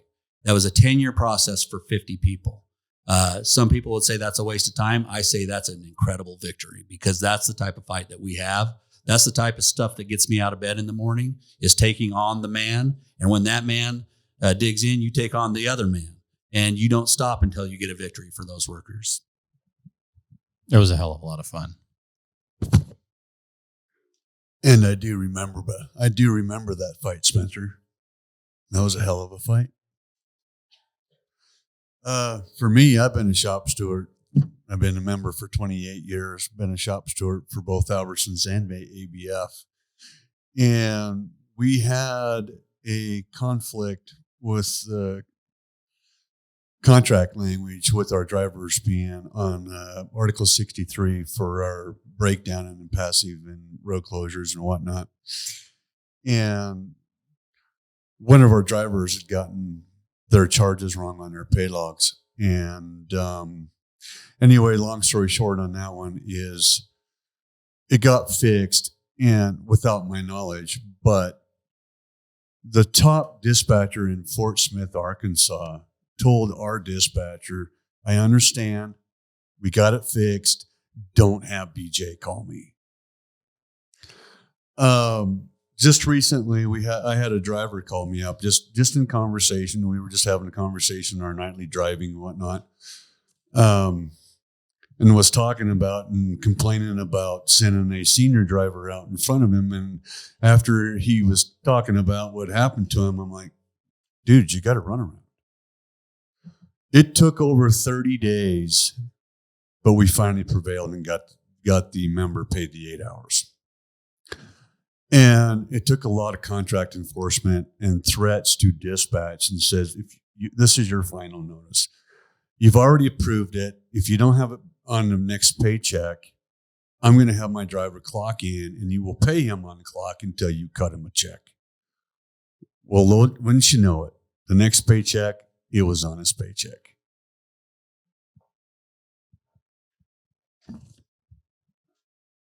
I have lots of them and they're very funny, but I think we should move on with the questions. Stick around and I'll tell them to you, though. They're hilarious.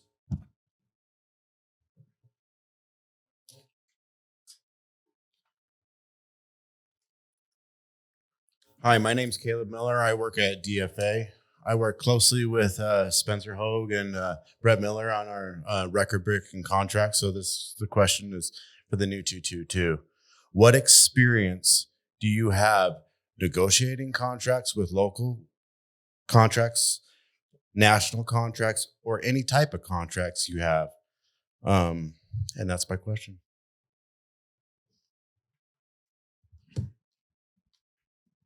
Generally, when a new slate takes over a local, the IBT sends in a team to train them. Nobody gets left behind. And as far as negotiating white paper contract, I've never negotiated. None of us have negotiated a national contract because that's usually IBT.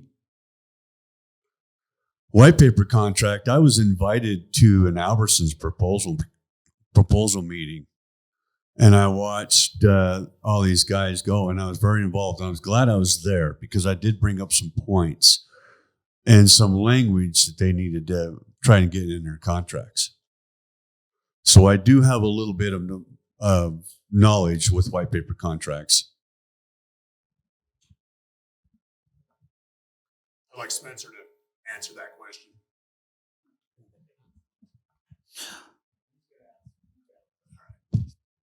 I do have a question.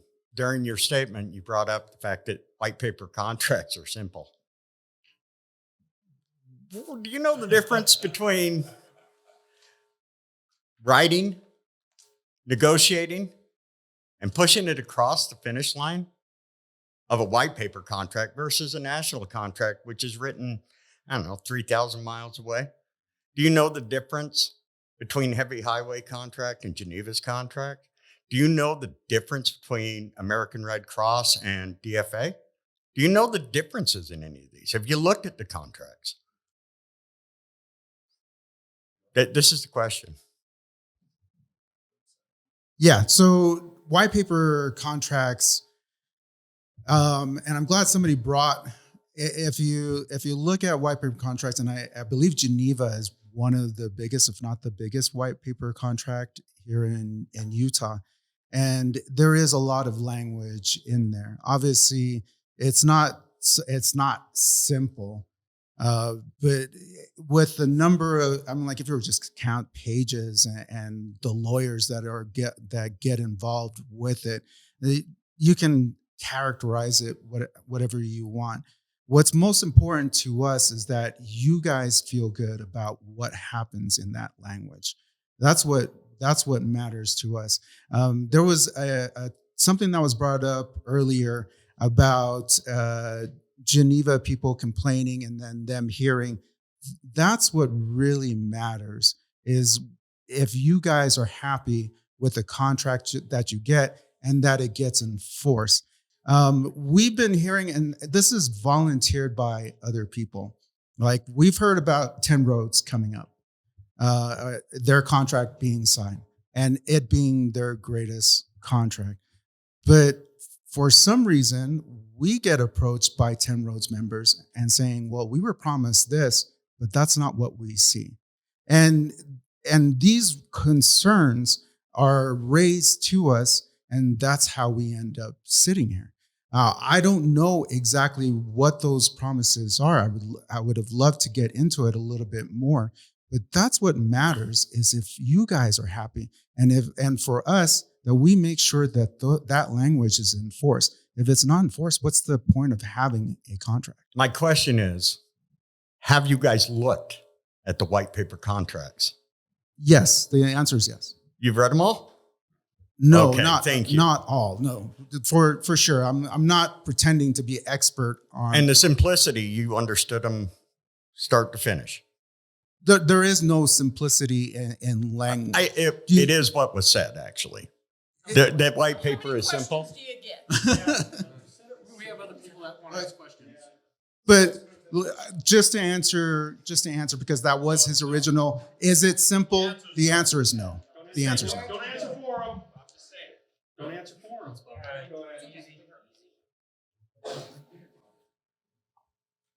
So I would like to know, you spent 10 years for 40, now 50 individuals, when Preload has lost 6 part-time preferred positions to them either going away or to a full-timer. It's in the contract that part-time positions, when someone leaves, it's filled with a part-timer. You have not worried about that. Like, why do I have any faith that you care about us part-time workers when you don't even follow the current contract? Your interpretation of that provision is not correct. And we've had this conversation with you several times. That is not the way it works. And those preferred positions are offered to both the combos and the part-timers. And there's precedence in that. And so, I understand that you don't like the answer, but seniority is seniority. And, somebody that's been here for 25, 30, 40 years, that wants a preferred position is going to get it over a 4-year employee. Period. But that's not what the contract says.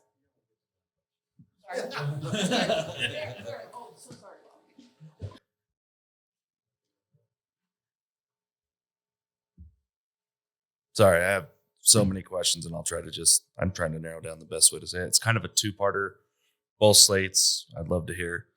So I work package at the old building and feeder at the new building for UPS, and I speak to different Teamsters from different shops all the time, and I get a lot of the same, basically the same discussion around the grievances. So we hear things like, I don't care about the payout of the grievance. I just want the company to stop abusing the contract. We hear it a ton, especially around things like 9.5. So my questions are, why do we struggle to get the companies to stop abusing the contract? And why do we settle for just filing a grievance? And is there anything else we can do besides filing a grievance to just get the companies to stop?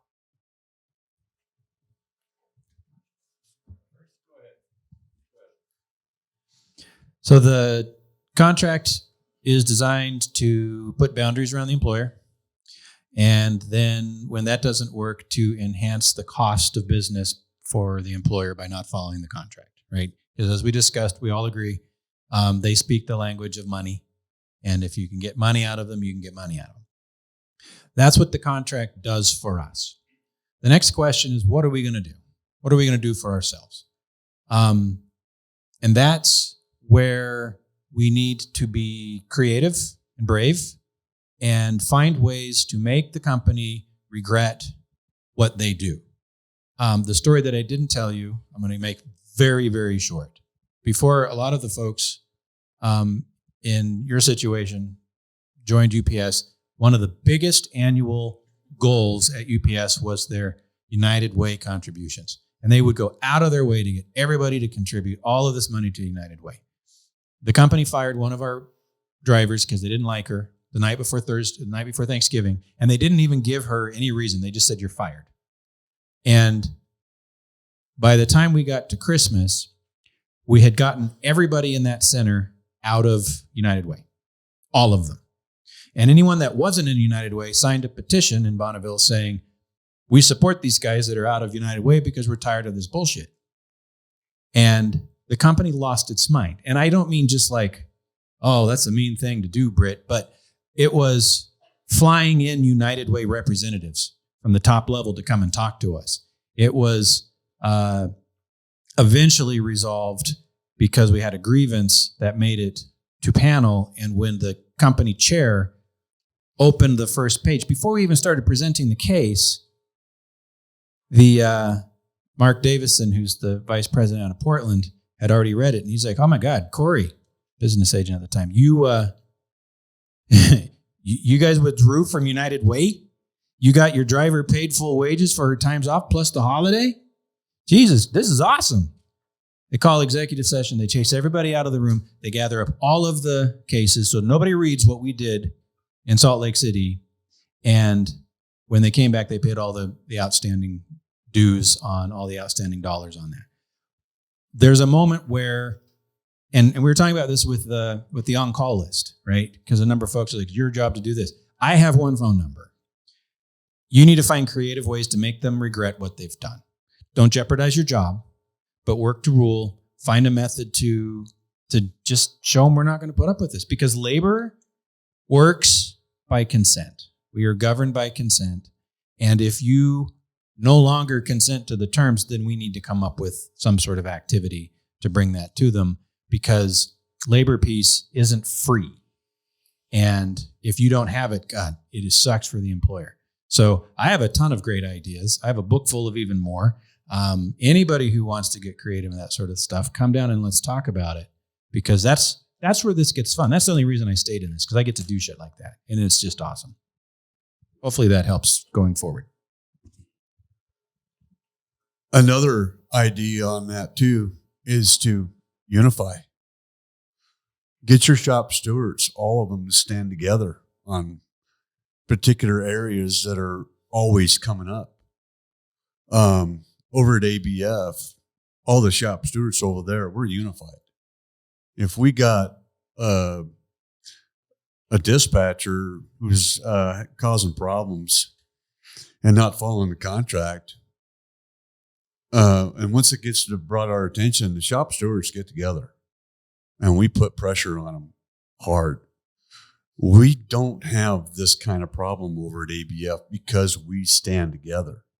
That's the biggest thing that we all need to do, is stand together and let management know that you're not going to get away with this. You're in breach of contract, and we're going to do something about it. We're going to stand together and we're going to force you to do this. It's unity. It comes down to that, unity. You got to stand against them and show them, hey, follow the contract.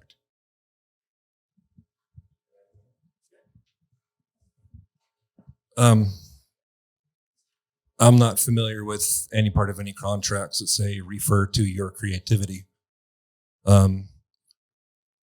If there was an issue, and I'll use my earlier example as the company trying to force us to move unsafe equipment, if they ask me to do it, I'm going to say no, that's unsafe and illegal.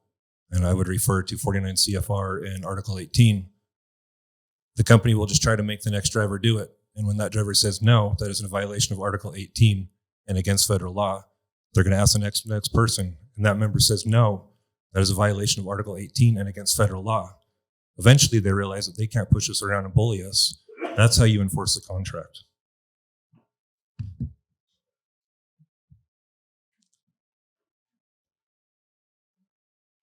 Good evening. My name is Mick Capps. I'm a business agent for Local 222. All right, I've been introducing myself to those who may not know me. I didn't know your name till today. Okay? So my question is very simple. This is about leadership. You want to be my leader. You guys want to be my leader. For the last 10 plus years, I've made every general membership meeting that I could if I was not working.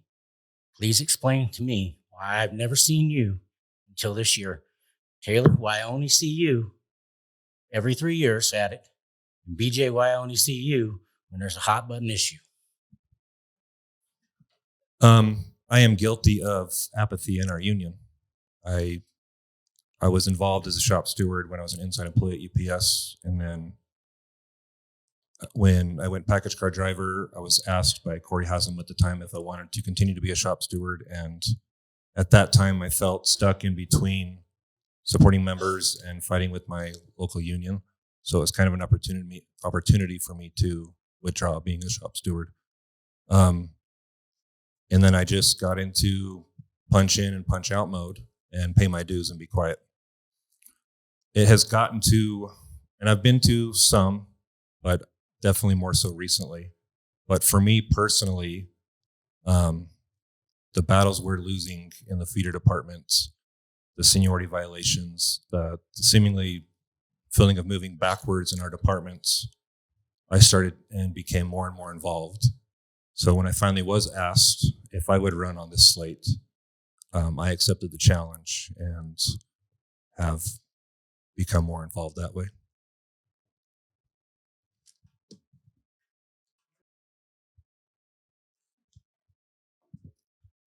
Thank you.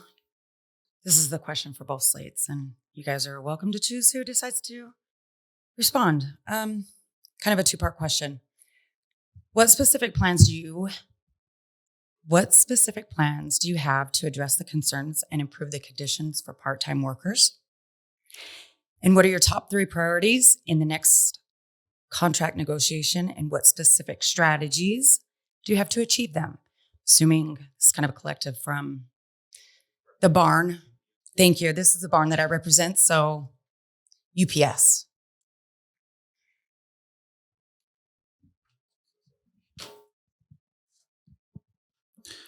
Well, one thing that we'll see with the slowing economy is a more stable workforce at UPS as far as the part-timers go, which helps a lot because we're able to mobilize workers that are staying longer. It's always been a challenge with part-time UPSers. Addressing their issues is very important. And I will tell you, this last contract, we at all 3 levels discussed the part-time worker more than any other worker at UPS. And you saw that in the standards that we brought up.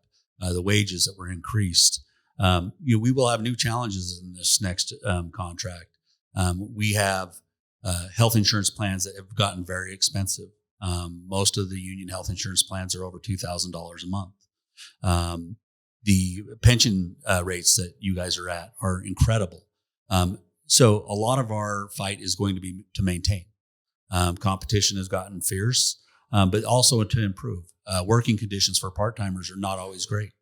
A lot of the issues we deal with the inside workers at UPS are safety related. Having a more expeditious way to resolve those than the current process is a priority because right now you have to take it to a safety committee.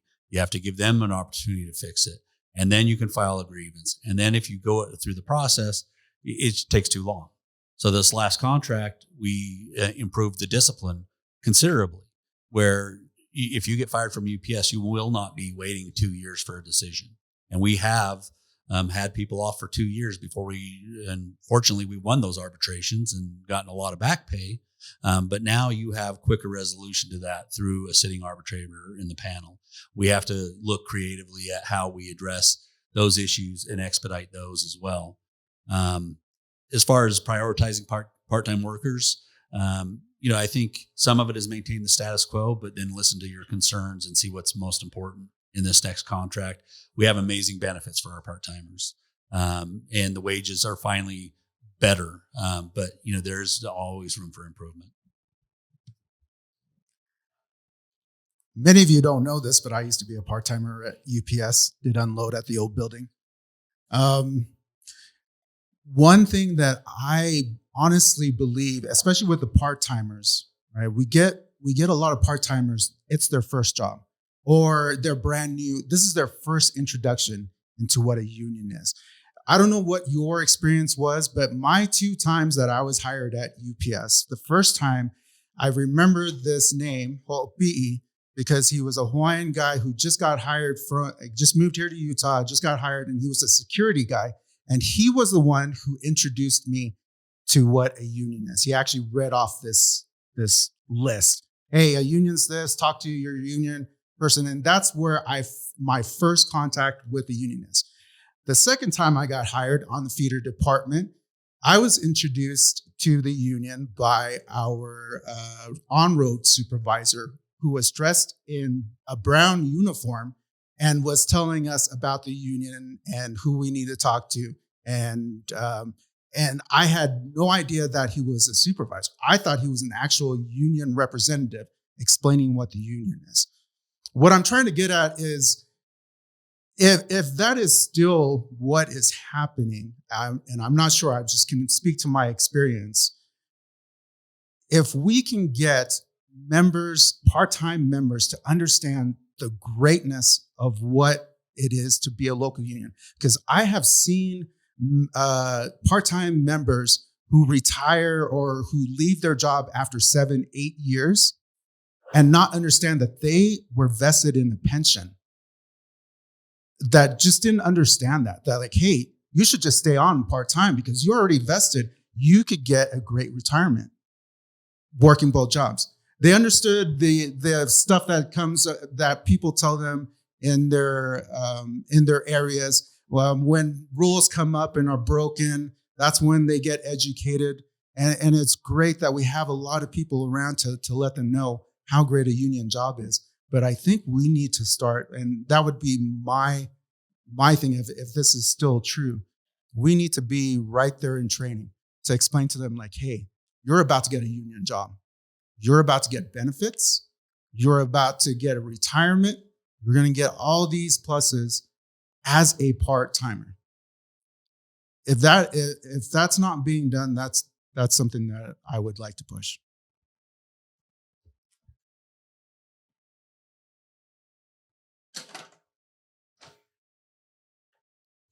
Thank you very much for everything. I am a shop steward in the Davis Center. I'm a package car driver. And the reason why I became a shop steward is because I was fired. And I was like going, what is going on? I'm thankful for Brett. He actually got my job back twice because of all the shit that UPS does and that we all know. I think you need to put more on us as shop stewards about word of mouth, especially because we are on the floor. I appreciate all the work that they do, but there is, how many BAs are there? There's not as many for how many thousands of employees there are, not just UPS, everywhere, right? All the other Teamsters that are here. So how are you going, what would you change as far as, when I can come to training, I come every Saturday because I work Monday through Friday. I can't make the Tuesday evening ones because I work. I'm fortunate for Gabriella. She has training programs for us stewards. She tells us when they are. I show up when I can. If I can't, I get that information. Would you continue these things? And would you put, and as far as responsibility goes as well, as shop stewards, we are the ones that actually meet with our center manager and we solve the grievances. And if we can't solve them, or if they're too big, then we bring in the union. I think it works. I think it works great. Would you continue that, or what would you do different? We would definitely continue that, but with more of a robust training. I'm not sure how many shop steward training seminars have been done recently. I went to a handful of them at Thanksgiving Point many, many years ago. I guess I can't really ask you follow-up questions, but I would like to see, and I know there are little pockets of shop stewards that do this, but I would like to see, and absolutely being a shop steward, to me and us, and they would probably agree as well, that being a shop steward is probably the toughest position that there is. Because when there's a problem, you got to go now, and you've got to go in with your sword and shield with the knowledge in your head, right then and there in the moment. I would like to see, and again, I believe there's small pockets of this, but really expand this. That shop stewards talk far more often, whether we have to have roundtable meetings here, where all of the shop stewards across all different departments can speak. Maybe there's an old-timer feeder driver that's dealt with an issue that you're dealing with right now, and we can actually track problem patterns that way too and start taking on these issues that way. Absolute robust training for our shop stewards and supports. And even different trainings of de-escalation, maybe some sort of psychology training to deal with these hot button issues when you were thrown into the fire that way. So the answer is yes, that would continue and hopefully be built up way more robust. All right, we're gonna. Oh, you got something to add? As far as the shop stewards, this local needs to empower them, back them up. Without the backing of the local, we are the front line of every membership, and they look up to us for answers. And it is imperative that the training continue. Like I said earlier, management is part of our biggest problem because they change every 6 months, every year. I mean, management changes, and that's our biggest fight right there, is the change in management, and we have to stay on top of that. Contracts, sometimes the contract language has changed too after it's all ratified. Another tool that we can help out is also our memberships as shop stewards. We can teach them their wine garden rights too, which will help other members realize that they do have rights too. And that's where shop stewards come in involved. We're the front line. So training for business agents and shop stewards is very, very important. All right, we're going to do one question from the online, and then this will be the last question of the night. In this digital age, will there be an app or an online process to see and track current and past grievances? This could be a powerful, transparent tool. And that wasn't addressed to any certain person. It just was asked. Absolutely, yes. That will be imperative from our slate, so long as if the expenditure is voted on by the membership and they feel that that is a good use of their union money to better support them. Absolutely, a robust grievance tracker will be built as long as it's approved by the members. On top of that, Britt brought up Salesforce. For those of you guys who don't know Salesforce is a CRM company.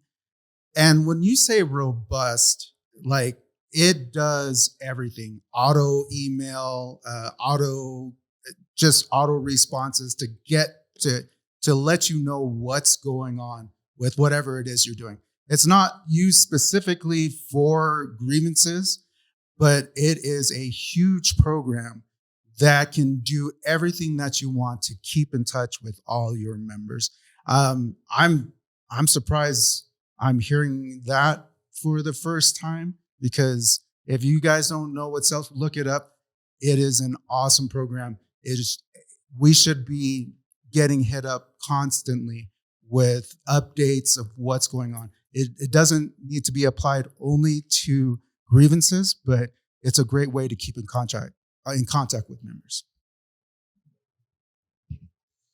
So we've talked about Salesforce a lot in the general membership meetings. We've talked about how we have enhanced what we use it for.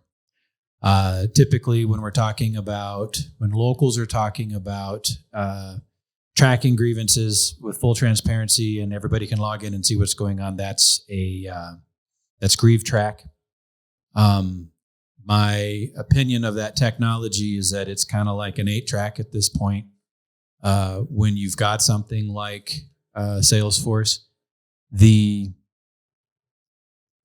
Salesforce, I don't know if it is or isn't set up in such a way that it would make grievances available to everybody to look at.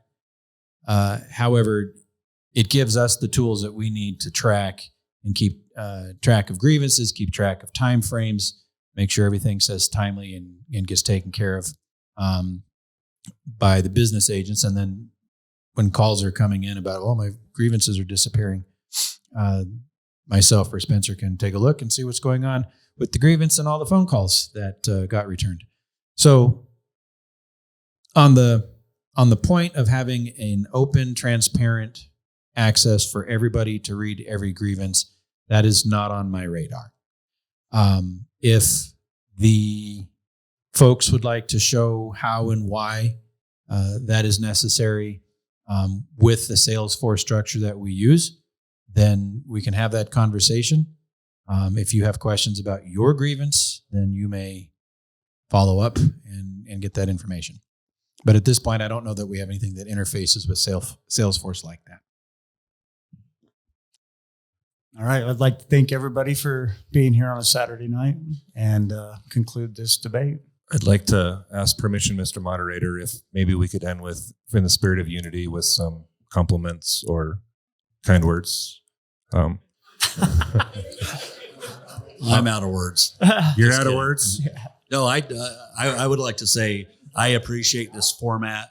I appreciate these gentlemen coming to debate, and we should share ideas, and we should work together to get those ideas across the finish line. I had a conversation with a member because he brought me an idea, and I said, I love it. I want to do it. I don't have time. I'm going to need you to do it. And he said, I absolutely will. And he delivered on that. So, I think this is great. I think it's great that we have an audience for this. I was worried that we'd only have 10 or 15 people here. So I appreciate everybody taking 3 hours out of their Saturday to sit here and listen to us dribble on. But I appreciate all of you. And I've worked with all three of you for a long time. So thank you. Yeah.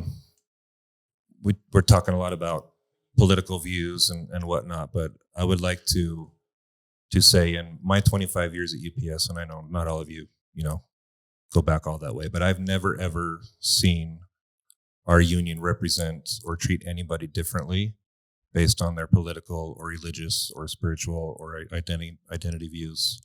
And I think that's really important. So. Yeah, that's, one of the great things about our organization. And it's one of the things I like to talk about is our all inclusivity and the way we treat each other. And, I'll be the first to say that, I've been in some heated arguments, but at the end of the day, it's not about the person.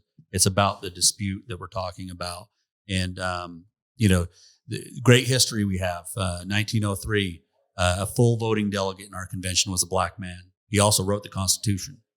In 1903. In 1916, the women in a laundry in Chicago got a colorblind contract, first in history. That was the Teamsters. So I'm very proud of that. I'm glad you pointed that out. And the one thing I want everybody to remember when they leave here is everybody's welcome here.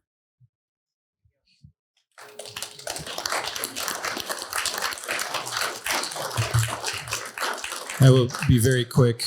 But I'd like to compliment you guys on putting yourself out there. I know for a fact how easy it isn't to sit up in front of this room sometimes, and I respect the hell out of it. Thank you. Yeah.